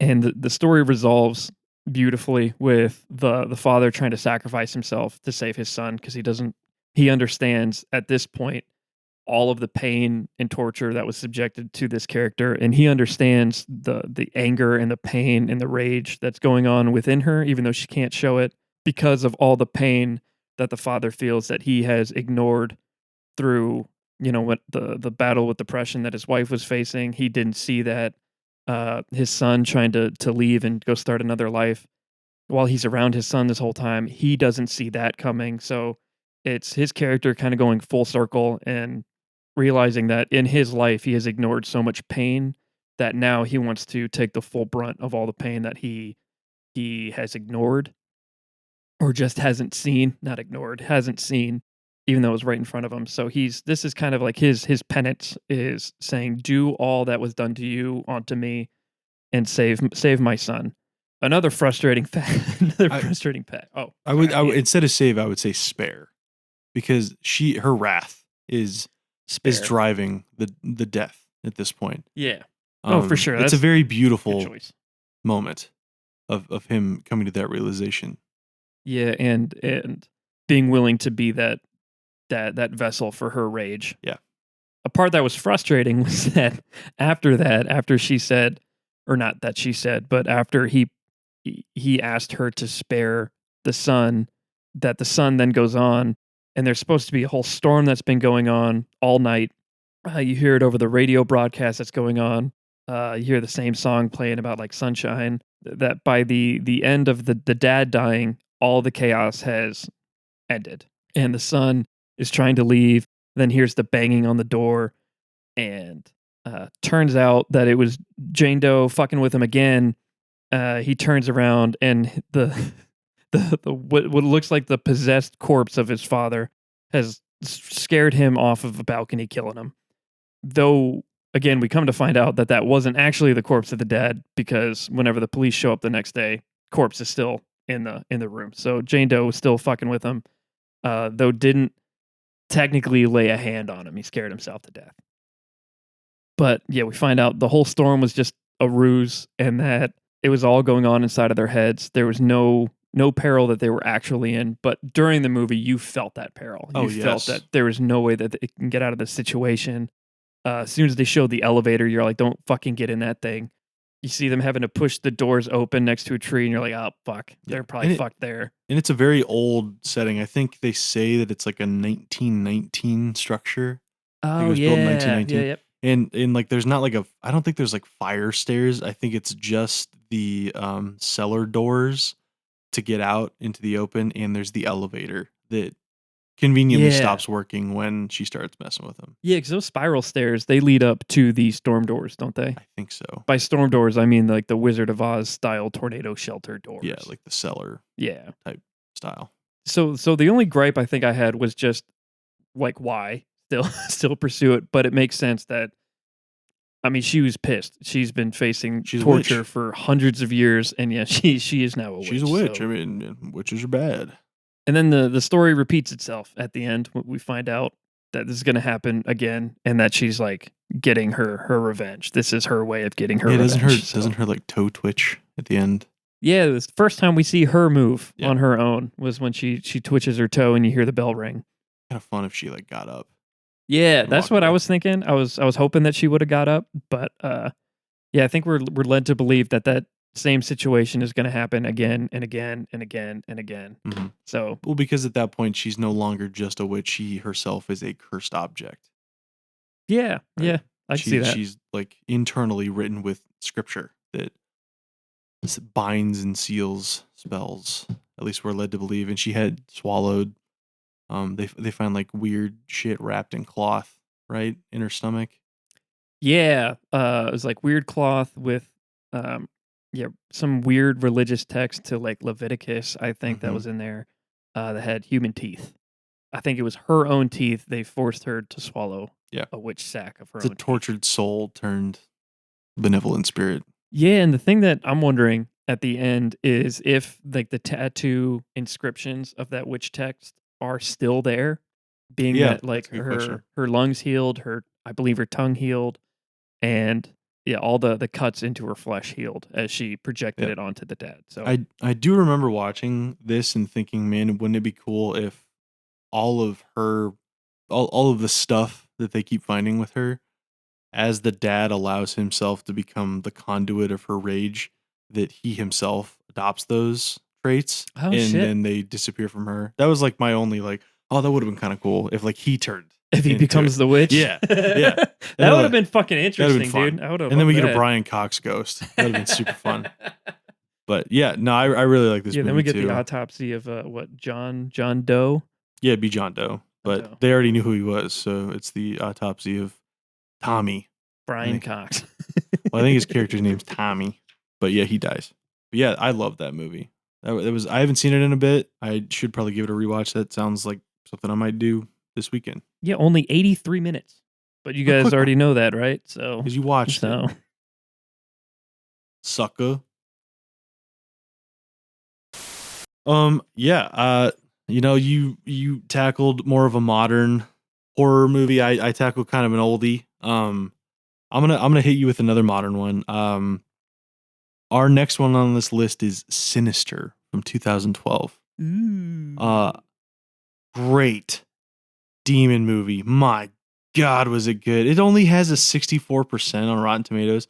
Came out October 12th, 2021, right in time for the the Hollywood, 2012. the Halloween. Did I say 2012? 2021. Oh, It came out in 2012. I'm reading upside down. No, October 12th, 2012 is when it came out, right in time for spooky season, right around that time period.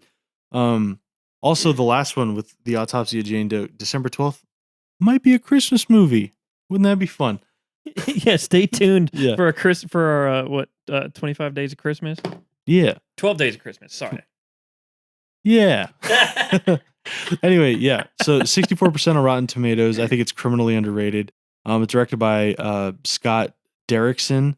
This not only is one of our favorite horror movies, but I think on the most recent list published of scariest movies of all times, I think this cracked number 1, actually. Yeah, I feel like it's a frequent 1 or 2. Yeah, and you know, like that's like according to science, they monitor your blood pressure and heart rate throughout the film, and based on the tension that you feel, and like I think they do like a post game interview with you, and you know they take so fucking stupid. Yeah, I think that's how they do it though. No, you're right. And, you're and right. they monitor that, and statistically they analyze the data, and then they determine the scariest movie of all time according to year. He's fucking And so yeah, I think Sinister cracked the number 1 on the 2025 list. But it's also, you know, not everybody liked it. It was 64% on Rotten Tomatoes. I mean, for me it's a 5 out of 5 or a 10 out of 10, 100% movie. I loved it. Ethan Hawke at his best. You know, if you've seen what's that other one he's in, like Precinct 16 or whatever the fuck. Oh, fucking no idea. All right, you know, classic Ethan Hawke Training films. Day. Yeah, right. He's like this writer, this investigative writer that writes these like really long-winded novels about criminal cases in the past, and some of it involves putting law enforcement under some scrutiny and pointing out points of error that they may have made in the investigation. And it kind of gets him in hot water with local law enforcement, kind of wherever he goes. As long as he's known there, people generally don't like him in law enforcement. So it like opens up with like him and his family moving to this new location, and he's already this established writer. The local law enforcement already knows who he is, and they kind of give him some shit. It kind of leads him down this solo journey of this next case that he's investigating, which is the death of an entire family hanging from a tree. And as he's diving into this case, he's exploring the house, and he finds this box of like movies and stuff. And he sets up, and it's like an old like 8mm film projector. I don't know if it's 8, but it's an old film projector, and like there's a ton of movies, and they're all like labeled as like family lawn work or like family pool party or family blah blah blah. And as he's watching these videos, he's just finding out it's like someone behind the camera is murdering the families. Yeah, they're snuff films. Yeah, He's they're watching straight these. up snuff films, and there's always parents and a sibling. It appears. So it's always like a member of the family that is committing the heinous act, and it's always the child, right? And then he finds out that it's not only the child, there's some entity controlling the kids. Turns out it's a freaking demon. And I think they call him like the modern boogeyman or some stupid shit, but it like you can find like the snippets in each of the home videos where the demon's at. And like Ethan Hawke's like exploring that, and then there's like this really, really good scene that they spoiled in the fucking commercial because they're stupid. Yep. It's like him looking at the computer screen with it zoomed in on the demon's face, and he's like, "What the hell is that?" And then something happens off screen. He like turns to look, and then the demon turns his head in the middle of like the computer screen, a frozen video. Yeah. Turns his head and looks at him, and then looks back. It's like, ooh, that's so spooky. I just love that. Yeah, no But- music cue for it either. No, and I just love weird. that. I love that. It didn't rely on like musical cues to put the audience member in a point of like tension. Yeah, you didn't need where the they're orchestra to expecting it. tell you to be scared. Yeah, like Insidious or something like that. I don't know. But yeah, like each of these family videos are super duper creepy, but they're all unique. Like the family pool party is like all of the families like tied to lawn chairs, and they're like, or like sunbathing chairs, and then they're like put into the pool with cinder blocks, and they're forced to drown. There's like a car on fire, where like they put the whole family, lock them in the car, and they like light the car on fire. Or like probably the most notable one is the lawnmower video, the Yeah, that's yard work, shit, dude. and it's just this freaking clip of like a POV. You're mowing the lawn, and then all of a sudden your dad comes Yep. and he's underneath. And it's like, oh my god, it's really unsettling, and it kind of hits that like almost body horror, but not quite. It's like that you have to turn away because it's so like, ugh, like it makes you feel uncomfy. Yeah, it's like one of those it's like those scenes where they normally cut away, but instead it's like forcing you to watch. So you yourself have to turn away Yeah. because the camera Yeah. won't. And then Ethan Hawke, through investigating this family, he himself, his family himself, their selves get I don't know what you would call it, get targeted by the demon. And one of his children starts acting out of the norm, and then it turns out that he's been communicating with the demon, and he tries to kill them in the end. And like it I love that, because it's like, not only is it just a guy trying to like solve the case, but in doing so and watching the videos, he himself has like dipped him and his whole family into this pool of like demonic possession, and really opened up the doors for this demon to get access to the family. Yeah, I think it was the daughter. They play it off like it's the son at first, I think, whenever he's like climbing out of the box. Yeah. But the I think the daughter is the one who ends up giving him the tea. Yeah, and nobody wins, right? Yeah, nobody. The whole family dies. I love that too, because it's a higher power, right? Like, you're just a guy. Like, you're just an author. Like, you're not a superhero. You're not an exorcist specialist. He doesn't call I don't does he talk to the church at all about this? He talks to local historians that were able to like pinpoint what the demon is, and he gets like help from like a goofy town cop to help him Yeah, out it's at like some point. the sheriff's deputy, I Yeah, think, ends up helping him out. but nobody that knows how to combat the demon, right? Yeah, and another fucking thing that I think is just so awesome about this movie is like with that end where everybody dies, it's not out of nowhere. Like the whole time while Ethan Hawke is investigating everything that's going on, for someone with the intuition that he's supposed to have, if he's like solving all these cases, Yeah. that you would think that whenever he starts piecing together that it's like this family first, and then it moved to this house, and then it happened to this family, and then this house, this family, but they all lived at the same house, Mm-hmm. that he was a part of the story. So them all Yeah. dying at the end was like it being all a part of what has been going on since the beginning. It didn't feel cheap. It felt like it was earned, like an earned nihilistic ending. Yeah, and I do think that watching the movies is what triggers it. If I remember correctly, there's no real like event to really kick it off until you find Yeah, the tapes. the point of entry for the demon to gain access to the family. And so he unleashed it on himself.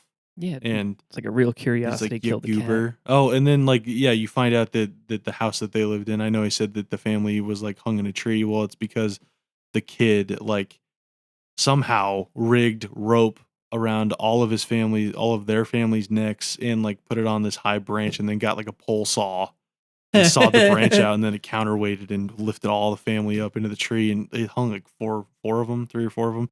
And then the demon I'm not gonna say kidnaps the kids, but they like go with him into his realm of film. I don't know. I don't know what you want to call it. It's like his own pocket dimension. Yeah. For the kids, and those kids then help him with future families to like convince him, because like all the kids are like gathered around the children, are like, yeah, play the tape, play another one. Why don't you make your own family movie? And they're like, yeah, that's a good one. It's awesome. Like it's super fun. From like a horror standpoint, it is a horror movie. I would not say that this is like action horror, a sci-fi horror. This is horror in a very true form. Yeah. Yeah. Yeah. Very good. Very good movie. And apparently, according to science, they think so too.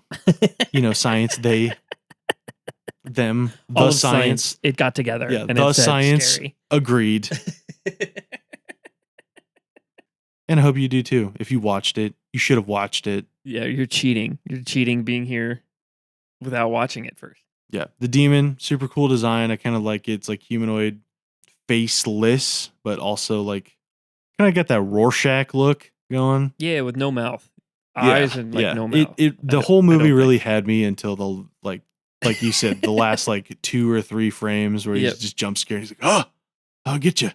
Second one, pretty good too. Pretty good sequel. I don't think it's as good as the first one. Yeah. The second one kind of lost me. It focused more on the kids, not the Yeah, mystery of what's going on because we already know. yeah, but we like the mystery. Yeah, that's the part that adds to the suspense of what's going on. That's the interesting thing. The universe world building I could live without. So, Yeah. all right, moving on to our number 4. Also could be on our Christmas list. Came out in December 26th, 1973. Oh, that's actually a Christmas movie. The Exorcist. So, Maybe not. yeah, came out on the 26th, but technically like the events start on Halloween. So, it kind of fits this season as well. It's going to be a two-parter. We're going to have it on our 12 Days of Christmas ABC Family Special, Sick. and then also this. Krampus better be on that list, by the way. Oh, of course, Krampus. Also, Gotta there's be this on new that one list. Krampus called, could have been on this list. Christmas Bloody Christmas. What? Christmas Bloody Christmas. Yeah, it just came out. Also, Ginger Dead Man. Never seen Bad Santa. it. Yeah, man, The Exorcist, 1973 is a classic. I have beef with it. This is the one that I have beef with, but it is a classic. I will acknowledge that. Yeah, so let's see. Directed by William Friedkin. The writer was William Peter Blatty or Blatty. That part is fun because he was the writer of the movie and he he wrote this movie based on a story he wrote himself in 1971 of the same name, I believe, about an exorcism that actually happened in 1949. So it adds a little bit of lore to the story of like another element of ooh, maybe these things like actually happened, except for the pecan soup, puke, and I hate that. There's a lot of puke in this movie. yeah, a lot of puke and the head turning that he admitted was A was dramatization. for Hollywood. Oh, good. I know John has mixed feelings about this movie. I fucking adore this, and there's probably some bias there. This was the first true horror movie I think I ever watched. There are a lot of elements to it that like stick with you as a kid. I don't know if you ever remember Scary Maze Game from like 2005. Hell yeah. Used a still from this movie. Let's see, starring Linda Blair, Jason Miller, Ellen Burstyn, and Max von Sydow. So The Exorcist opens up in northern Iraq, right? Where we are introduced to Father Marin. Father Marin is from the still, I think the iconic still of this movie of the priest standing underneath the street light leading up to the stairs to the house. We're introduced to his character, and again, he doesn't make another showing until like Act 3. But in this, we're introduced to him, and the opening scene is just important because it kind of sets the tone for what this film is supposed to be about. And there's no real like description of what the demon is supposed to be that's given within the movie, which I know John has an issue with.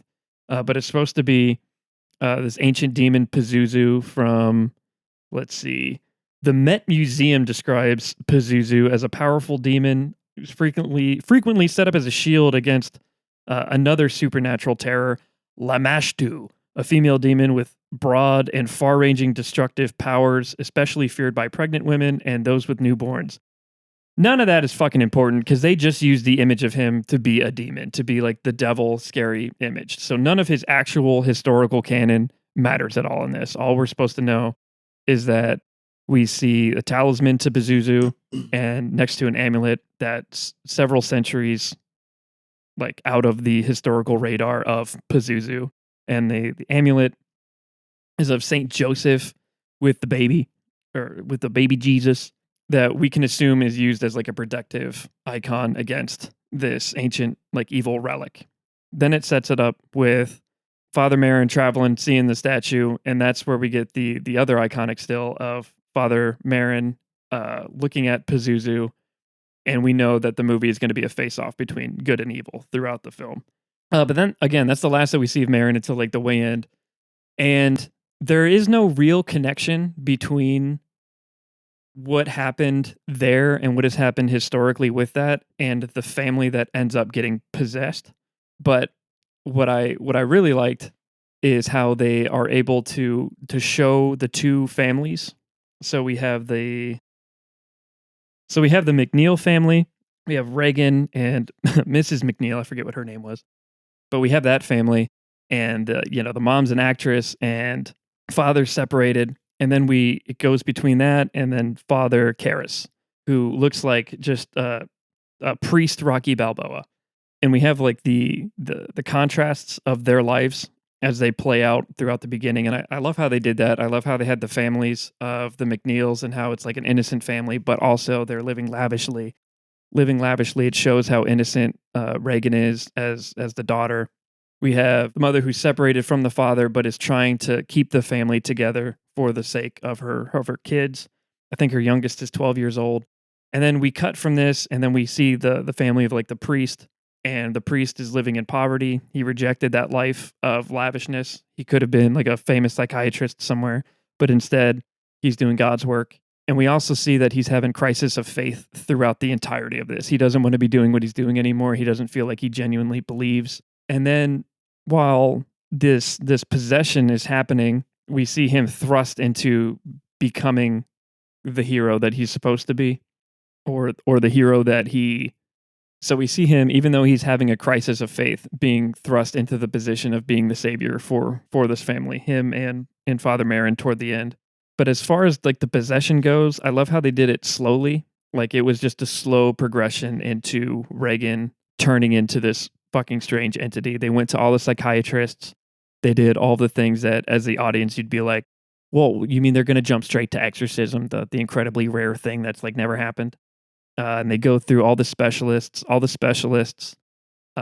It takes you back to the time where doctors could smoke in the offices and talk down to women as they did the entire time in this fucking movie. And the most terrifying x-ray machine I've ever seen in my life. Dude, and they strapped it up to a 12-year-old girl. Yeah, dude, it was terrifying just watching that. I was like, man, hospitals. Yikes. Yeah, already scary. And then you hear the banging of like an MRI machine focused on her head. Oh, yeah. It's And they had to strap her in. Yeah, fucking terrifying. This before like she's like fully possessed by Pazuzu. Yeah. But the experience in the hospital is going through all of this. This is like a 2-hour movie, and you feel it. Like the first hour drags pretty significantly as they're building the story. But by the time we get to her actually being possessed and the simple robotics of like the head turning freaks the fuck out of you at first. Like being a little kid seeing that, I was definitely shook. The makeup that's put on Reagan as she's like turning into this thing that she's not, very uncanny. I know John didn't like the the pea soup puke, but it's fucking gross. It's fucking gross, and it gets that element of horror out there for you.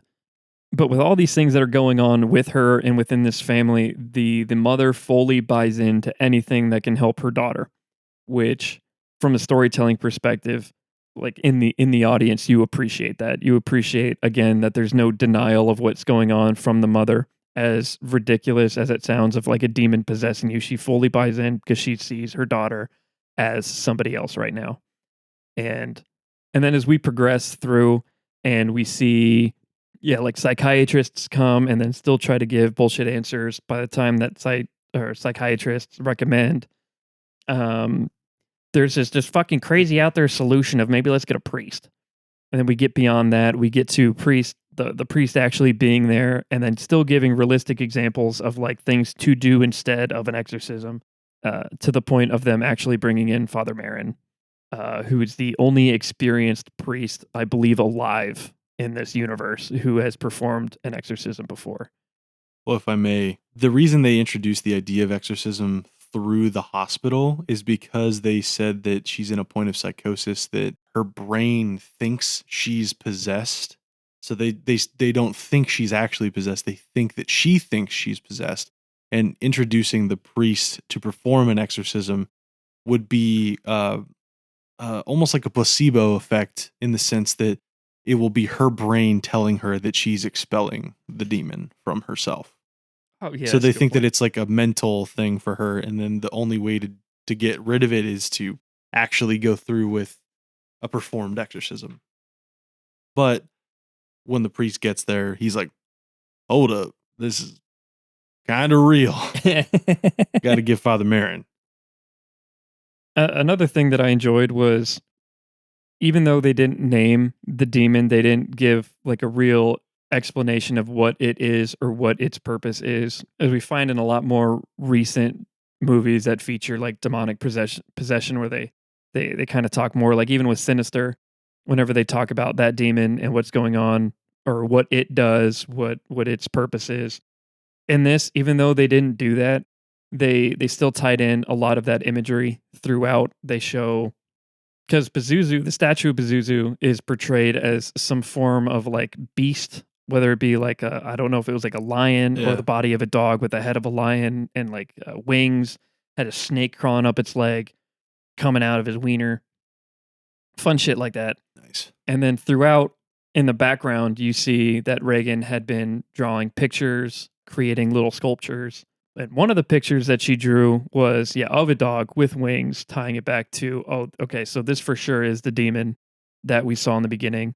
We see in the background, I thought it was a nice touch for them to have Little Red Riding Hood next to like the grandmother, or the wolf in the grandmother's clothing, kind of hinting at the like the parasitic invitation of like this thing inside of their home. Toward the end of the film, we see Reagan kind of sitting up in her bed with her arms up, and then we see the image of Pazuzu in the background. The only thing that I wish, and I know that John wishes, was that they added a little more lore with what was going on there. I think that would have made it a little more interesting and a little more engaging. But ultimately, I think they did enough for it to be still one of my favorite horror movies. And then we have the little amulet that still gets tied down from the opening scene in Iraq to the demon ripping it off of Father Karras's neck before possessing Father Karras, before he makes that ultimate sacrifice and jumps out the window. And then we see him die. How the director Burke was assumed to have died earlier on in the film. And then kind of going away from symbolism, another horror element that I appreciated from this was that it didn't like necessarily go into like gritty detail about every little aspect of what was going on, sort of in the background. Like with the director Burke, we don't know what actually happened with Burke that led to his death. We don't know if he was in Reagan's room. We didn't know if he was doing something that led to him being thrown out the window. We don't know if the demon was doing all of this as the great liar that he was, to like convince the family that Burke wasn't a great person, or that Reagan just straight up lured him into the room and threw him out the window. We don't know those things, Well, just sitting back as the audience. turned his head around and then threw him out the window. Oh yeah, snapped his neck. And also the detective was a great character. He just came in and was like he was just like trying to get the father to admit to some things, and then threw in like a, oh, you know, if you don't help, we could always deport you. And he's like, what the fuck? And he's like, he's talking to mom, and he's like, "Can I get your autograph for my daughter, please?" And then she's like, "All right, what's the name?" He's like, "I lied. It's for me. I'm such a fan." I don't know what else I have for this. I mean, I do want to talk just a little bit, because we had a pretty extensive conversation about the plot line, and my critiques of it. I will give the movie from 1973 some benefit of the doubt. You know, I think we're spoiled with a lot of plot lines in today's horror movies, where they do act like the audience is kind of stupid and need everything spelled out for them. I actually kind of prefer that, because I think it does help flesh out the lore a little bit. This is a movie, I mean, it's older, the script's a little older, and I think it's meant for a smarter audience that can kind of imply those connections or make those connections from beginning to end. But all in all, I mean, I think it is I mean, it's a classic movie. It had a great casting. Um, it had a nice character development from innocent daughter to full fledged possessed with a very dark entity. I mean, in this case, Pazuzu. Um, and I do think it's a foundational film that kind of shaped how many of these possession based movies structure their plot lines nowadays. But my issues with the plot, I mean, I do think, even with the implication that you're a smart audience member that can make those connections, I do have the critique that, like, this demon that was found in Iraq initially at the beginning of the movie, or like the statue that was, I mean, statues are meant to worship, right? Like they're meant to worship, or to at least pay an homage to history. So at one point in time, this demon was easily recognizable in civilization over there during, like, either in that dig site, or in another cultural area of the place that Father Merrim is excavating in the beginning of the movie. My issue is that, how does the demon go from the Middle East to a suburban family in the middle of America? That was my big thing. Is like, why? Because we find out early on that the daughter is she is playing around with a Ouija board, and she calls him like Mr. Magoo, or Mr. Googles, or something like that. It's a goofy name, but it's this demon. But like, why is it summoned from where it originally is? Like, why is it making a Captain Howdy. Sorry. Captain Howdy? Why is Captain Howdy Pazuzu? Why is it coming over here? Like, what is bringing it here? Like, if there was a tie-in of, like, they also had a talisman that is like a family heirloom or something that was passed down, that, like, maybe it, like, almost marks the family for death if they ever take it off, or something like that. I just wanted give me something that links this to the beginning, in the sense of why the demon is there. I don't need to know that the talisman is meant to protect. I need to know what links the demon to this location to drive into the little girl. That was my biggest gripe, because I don't think it did a great job of piecing that part together. We were obviously able to infer that Pazuzu was the demon that did in fact possess her, because near the end of the movie, when Father Merrim is still alive, there's a point in the possession where she, like, stands up and the statue's behind her. And I was like, oh yeah, obviously. And then, they show his, like, face a couple times, and, like you said, like, the drawings on the wall and stuff like that, that definitely imply that it is him. And then it just didn't do what I wanted it to for that. Like, I just give me a little detail to link the Iraq to the family home. My other one is that and this is just a picky part for me. I wish they would have done more with dream sequences, or because they only did it once in the film with the priest, our Rocky Balboa priest, having a dream where, like, his mother she's like waving goodbye to him or something, and he's like just running towards her and not getting any closer. And then it flashes Pazuzu's face for like 2 frames. And I liked that. I liked that a lot. I just wish they would have done it one or two more times to really emphasize that, like, this demon is fucking with you on another level. Like, like, it's infiltrating multiple people's lives. It's having influence on his life as well as hers. Or, dreamscapes with the mom, and show that it's like, it's infecting those around the daughter. I would have loved if it did just a little bit more with that, because it only did it one time. And for me, that's something you wanted to do in the movie, but it didn't become anything else. And it's like, why? Like, just do it again to make it a thing in the movie. Yeah, I for sure agree with the dream sequences. I thought, or I thoroughly enjoyed that. It was like the mother at the top of the stairs for the subway station, and then as he's sprinting, trying to get her attention, she starts slowly walking down the Yeah. stairs. And I mean, that scene in itself was solid. As far as what connects this family to the demon, if we're to look at this with the idea in mind that the demon is supposed to represent evil, and its first appearance that they mention in the film was an exorcism performed by Father Marin in Africa Yeah. at some point. So he performs that exorcism in Africa, and then that demon is connected with Father Merrin for the rest of his life, basically. So Yeah. whenever he's excavating in It's like northern a rival. Iraq, yeah, It's like his rival. yeah, then Yeah. he's excavating in northern Iraq, and as soon as he sees the face on the talisman, like you see He knows. the gravity of that in his face, and then he even goes up to confront the statue, and but it traveling all the way to Washington D.C. I think you could say, or could argue that, and it's not great from a storytelling perspective, but I think the argument would be that, I mean, what evil is everywhere. So whatever invitation you have for evil to be welcomed into your home and how it affects the different people, but the family itself living lavishly, family separated, the mother, I think you could argue, and this isn't concrete. I think this is stuff that you could either look too far into, but they present it to you for you to try to determine what's going on. They have the mother who is living separated from her husband who's in Europe, and she's an actor on the set of a movie directed by Burke, the character who gets thrown down the stairs with his head twisted. And it's sort of alluded to that they have a relationship whenever the daughter is talking to her mom about, like, oh, and is Burke coming? And she's like, what do you mean? It's like, I heard you like Burke.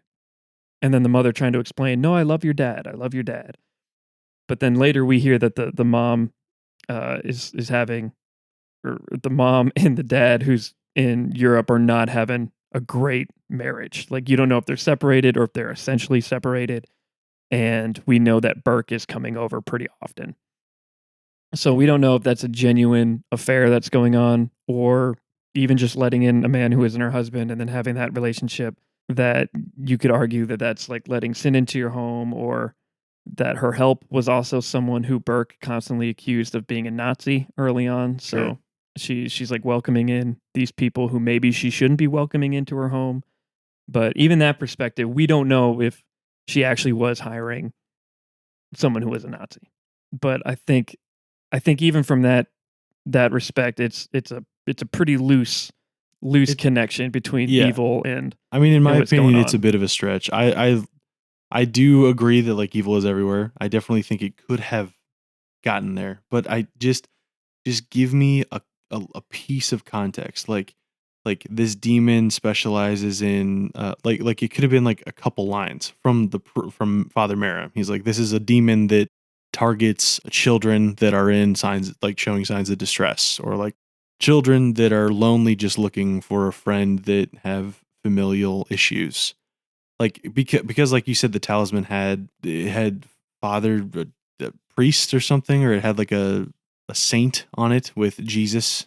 Oh, so the talisman was of Pazuzu, and the medallion was of Joseph, like Saint Joseph holding Yeah. baby Jesus. Yeah. So like if that would have been like on the back of his talisman to show that like this is a protection, showing that like this child of God is always, it always has a home, like it always has a safe home with family, and then when you take that off, it's going to find you and get you.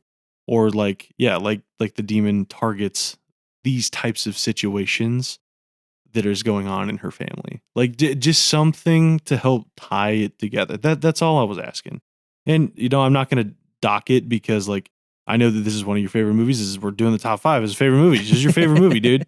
I'm not going to knock you too much, but it was just like it's just like little things that would have helped me really drive it home and make it a solid part of this list for me. But again, I digress. Well, I think another thing that I might be like overlooking, or that we might be overlooking, is that, yeah, this came out in what, 1973. Yep. As far as demon or possession movies go, I do believe this was the forefront of like possession. So Yeah, and I um fully acknowledge that. and and again, I haven't seen the sequels. I don't really care too much about horror sequels, but in this movie as a standalone, I don't even know, because they ignore the entire historical canon of like Pazuzu, of like the actual demon from that time Yeah. Pazuzu, Yeah. or if he's just supposed to represent the singular Satan. He only calls himself the devil. He never gives himself a name other than the devil. But even in that regard, it would have been nicer if the only connection wasn't like a 2-second snippet with a Ouija board. I absolutely agree with you Okay. there. That's all I want. No, I get you. don't want someone racking their brain being like, it's not a demon, it's the devil.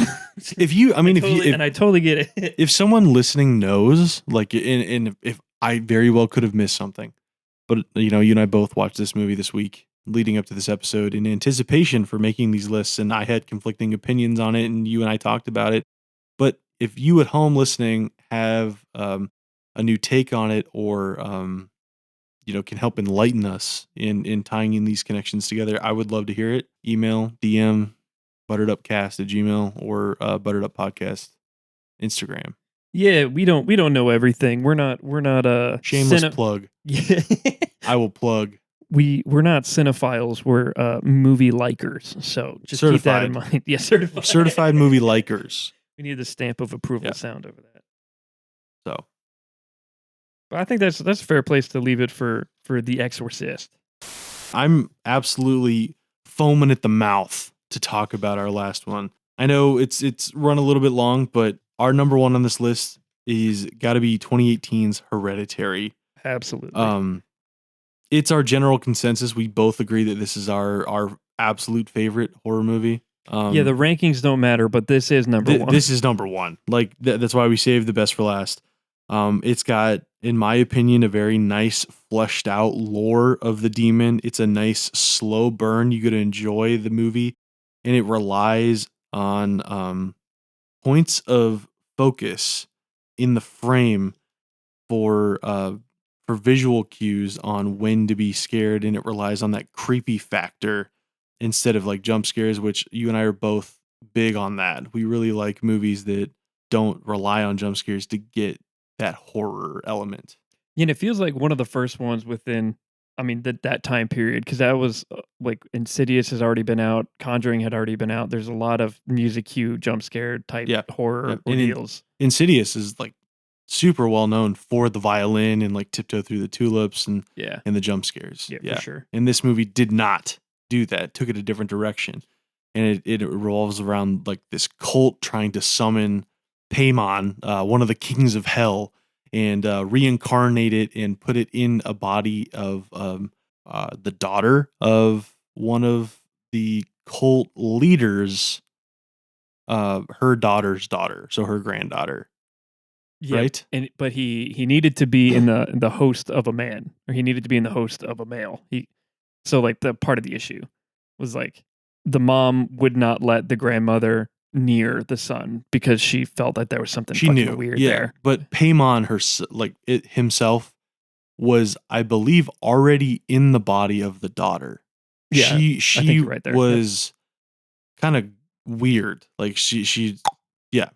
And you know, I have that written down. It is the established sound design of that film.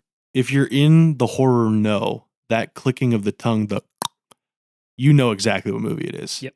It did a fucking phenomenal job of driving that home of like, if you hear that song, or if you hear that noise, this is the movie you're going to think of. Yeah, like, that's the sound that got me in that theater, in that seat, was the girl going.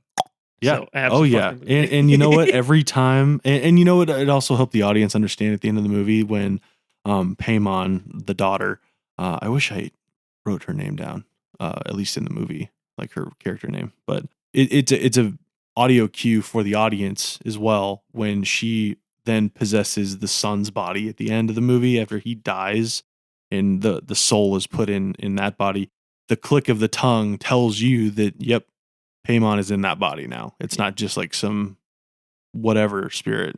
Yeah, so it's super recognizable sound design. It did a fantastic job of like kind of establishing the cult following it and how the family was connected and how they all believed. And there was this cult cultivating the family in the sense of preparing the daughter for transference to the son, and like gifting them items and like crocheted mats and stuff like that, and doing like a fake seance and shit with the family. And it also should have scared everyone that watched the movie into like driving better. Not really be a line rider, but don't go too far. And always bring your EpiPen. Yeah, fucking always. King of Hell allergic to peanuts. All right. Well, that's why he's not the King of Hell. Peanut butter is God's condiment. Yeah. Yeah, I love it. It's super. It had really good, memorable horror notes too throughout. In a great cult following, and it didn't have the need for jump scares. The point where the mom of the children has been fully acclimated to the cult or like possessed by someone in the cult, and she's like climbing on the walls and shit. No music at all, just pure horror framed to be that. Yeah, and her possession was earned. Like, it didn't just happen. She had to go completely fucking out of it. She had Yeah, to lose all psychotic of her break. sanity. Yeah, she Yeah, had to completely break. Like, we see her getting there whenever her daughter gets beheaded by a light pole. We see her get there the way that she's communicating with her son, standing over top of his bed. We see it whenever she like snaps and she breaks her like doll yeah, house set. yeah. But you finally see her get taken when her husband is spontaneously combusts. Yeah. Right, like she's like, and then silence, and then the emotion on her face just totally nulls. Talking about the light glare, I mean, you see it kind of throughout the movie. It's like kind of, I think, our hint as viewers of the movie that the demon, the king of hell, is doing something, right? Right. It's his influence, and like we see that with like the sun in the classroom. It like flickers on like a cabinet or something, and then all of a sudden it like flips his arm up, and then he starts slamming himself on the desk, and it's like, whoa. So yeah, leading up to that final break, the fact that it took so long for it to finally happen after she like lived with her mom, she'd been around her mom, and all of this shit going on, it took more than just like the snap of a finger to be finally possessed by this entity. Um, and yeah, I feel like it was earned and it felt good watching. You're all like, no, I get it. It makes total sense. Yeah, the only character in the whole movie that had any sort of like moment of clarity was the dad, and he Yeah, the was poor dad. he was taken care of. The son was like driven to madness by the mom, I would argue, and the cult's influence influenced the mother to break down the son, and then once the son was broken, that was the cult's cue and Paymon's cue to move into the son to manifest his destiny, right? And in a fun way to think about it, the son was doing God's work by hitting his sister on a street pole. I mean, he killed a king of hell, like one of the what is it, 9? There's 9 of them or something in that movie. But it was cool because while they're like kind of figuring out what demon it is, like what links them, what what their grandma was actually involved with, it's a cult revolved around immortality, the gift of immortality by serving this king of hell. And we find him in a textbook and stuff. It really does a good job of establishing this is the demon, this is what it does, this is it has followers, this is the symbol, and then we start seeing the symbol and everything that the grandma was involved with her little get-togethers that they had with like photos and stuff. And then you link it to the lady from the support group, and like the later on at like the home goods store, or the like Michael's or Joann's Fabric or whatever the fuck. Right. It's like a hobby store because she Might have does been at like the weird. Joanne's. Wasn't her name Joanne? I think it might have been. Um, and yeah, it did a really good job of linking everything together. And then when it came time to get scary, it got fucking scary. It was awesome. I Yeah. don't think I've ever seen another movie with a mom climbing on the wall just like that. Yeah, and the bashing her fucking head in against Yes. the attic door. Yeah, and the knives going in and out, in and out, in and out, in and out. Oh yeah, was it She's like like a floating there. razor wire or was it like a fucking saw that she had? I thought it was like a two wire. knives. I thought it was like two knives. But either way, I mean, like you don't know what it is because you hear this pounding on the door of like him like trying to keep the attic shut, and then they don't cut to her slamming her head on it until like 10 seconds after we Right. start hearing. And it's constant. Like she's beating the shit out of herself on this thing, and she's clinging to the ceiling. I mean, it's crazy. And then you start hearing the saw noise. And you're Right. like, what is that? I don't know what that is. That's something kind of creepy. And while this is happening, you're seeing like these fucking naked old people and these like cult followers in the attic, not making their presence known, but you see them there, and it's like, oh man, it's already unnerving from that. And then they cut to the mom sawing her own freaking head off in front of the kid, and that's While she's like really, staring down and yeah, looking at and him. that really causes the full psychotic break. And then he jumps the window, and I believe that's where it happens, right? Like that's where he jumps out of the window to Yeah, that's save when we see himself, the and then he light dies. again. Yeah, and then the light moves into him, and you see like it go into him because it like the light goes from this like compressed star almost, or glimmer, and then it just expands outward, and then that's like our symbol that it's gone into him. Yep. And then we don't see the light again because it is in him, and then we know that the cult definitely is gifted immortality, because when the son floats into the fucking treehouse at the very end, or is it the mom? It's the mom. The The mom mom floats floats. into the treehouse. And then he gets up and gets his way into the treehouse, and kind of holds that like newborn innocence of like just getting acclimated to the world again. Well, it's also the daughter, right? Yeah, it It's is the the daughter. yeah. Yeah, it is. And she was kind of curious in the same manner, right? Like Yeah. I Yep. know you don't like that actor particularly, but I think they did a good job of like changing his behavior for that instance. And he gets to the treehouse, and all of the followers are bowed down to this what would you call it? Like a pyre built to represent him, or built to his honor, or like Because it a was the man. mom. It was like the body of the mom that they had like taken out of the grave and like propped up. Because it was the corpse of the mother that was like rotted out, and then there was like a throne for Paimon, who was either Nat or Nick or Nate Wolf or whatever the hell, I think it's uh, Nate Wolf. who the daughter had possessed. Yeah. So yeah, but I that whole scene was fucking incredible. So I think the head was of his mom or grandma, and it was on like a wicker statue of an entity. And then when he stands up there as Paimon, his beheaded mother and his dead grandma, and then all the other cult members are bowing down to him. Yeah. So they have been gifted immortality at this point. And it ends it there, and it's like you're left with the feeling of like they just introduced a king of hell to earth. What will this cause? I mean, all these implications of like things that could happen after.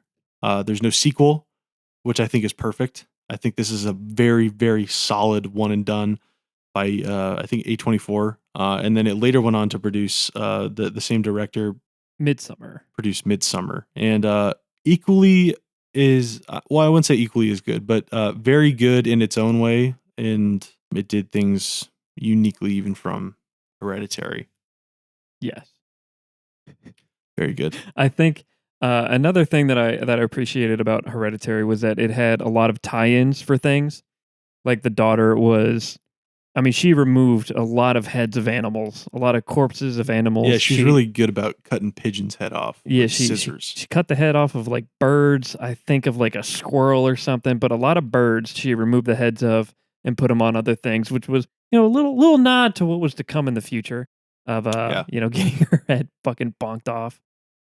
We see like the ants that were covering the head of the head of the sister, the daughter, however we've been describing her, and then in the bed later we see more ants, sort of like showing that like the presence that is leading to all of this is kind of tied together, and I mean all the other symbolism with ants of like the cult, the cult of Paimon all doing their part to serve the higher power. Mm. I feel like there was something with the dollhouses and everything that was going on of like looking at your world, but like kind of putting it into perspective. Like it all seems small compared to like the what's really going on Oh, everywhere. that's fun. I like that. And they did a great job of hiding that like all of these or what was her name Joanne One could of be something those. There's a completely J different. name in it. Joseph. It's gonna be Paul. Yeah, there's this fucking lady. They did a great job of hiding that she was in the cult and that she was a huge member of the cult, and the reveal was great. Everything that they set up had a solid payoff. The horror elements were fucking incredible. Mom was also tricked into summoning the spirit back Yeah, by into the the seance, yeah, you're right? right. By another cult member. And maybe she needed like a family member to be the one to do that and to feel that kind of like desperation to talk to them again, Yeah, to to get back. drive them out of wherever they were. Yeah, and also with the kind of tying into one of the movies we talked about earlier with just the I think it was The Ritual, with just how people deal with loss and how traumatic it is, and they fucking hit it on the head whenever the mom like wails at the discovery of her Yeah. daughter dying. Was like the most gut wrenching scene in a horror movie in a while, and you feel every bit of pain that she's going through. You see all of the guilt in the son's face when he's laying down in bed. The way that that whole sequence panned out was incredible. They captured every emotion that they were looking for. They hit it out of the fucking park. And again, the poor dad who has to fucking also go through this, but then has to babysit the mom and the son Yeah, he and has to their be fractured strong. relationship. Yeah. And then all Yeah. he gets is fucking ignited. So, For trying to help. yeah, for trying to fucking help. Yeah. Yeah. It's a very intense movie. And there's really no break in the tension, I would say. It's a slow burn, but it's tense the entire time. Yeah. Yeah, for sure. And it just gets more tense as you're sitting there watching it. And I think there's only one scene that I didn't like, and that was of whenever they're fucking smoking pot under the bleachers. That was the only one that made me cringe a little bit at like the just just those personalities and everything that was going on. But you could argue that it was like, oh, well, it's supposed to be kids, edgy kids being cringy. You are in high school, so it makes absolute sense. But that was Yeah, the but one scene that I didn't I like. also think the panic attack he had in that scene was like very real. Kind of like him trying to come down, but then it just made him more paranoid or more aware of what had happened. You think so? Well, yeah, he's doing this thing that usually brought him comfort, probably, and he did these things at the party that led up to what happened with his sister. Oh yeah, the whole sequence of it happening. I I'm not I talking about totally the attitude see. of the kids. I'm saying like his panic attack in the moment was like, "Oh, I'm doing what I did again that caused the thing that killed my sister." Oh yeah, yeah, yeah. No, it happening. I have no problem with. It was the way that it was portrayed. I fucking I couldn't. Oh, It took sure. me out of the scene and the significance of what he was supposed to be feeling and doing by like Sure. how goofy it Luckily, was it's towards the portrayed. beginning of the movie, so like you get the rest to just feast on good content. No, we love this movie. It's honestly, I don't know if it's one that you could watch like over and over and over again. Just because it's very taxing on the mind and soul. It tackles some pretty heavy loss, but also scares the shit out of you. Yeah, it's for sure a fun one to put on if you're around people who haven't like Yeah. been Yeah. watching horror, and then just sit and watch their reactions as you see the mom at the corner of the room, and then just waiting that 3 to 4 seconds as they like Yep. acknowledge that the mom is sitting on the fucking. Yeah, so that concludes our list. That concludes our top 5 list again in no particular order. Except for Hereditary at number 5 being our collective number 1. So, I think that's the only real rank that we have. We appreciate you guys for joining us, listening in if you made it this far. And we're hoping to put out another episode in another 2 weeks, but I hope you guys had a great Halloween. And yeah, if you guys have any other suggestions for what we're doing, or what movies you'd like to hear about next, you can either DM us on Instagram at the Buttered Up Podcast, or email us on our Gmail, I suppose, at butteredupcast@gmail.com. Yeah, and don't forget to give us a follow on Spotify. If you still do that. Buttered Up. It's a podcast. You'll see it. It's underneath the Young Gravy song. But yeah, give us a follow if you like what you listen to.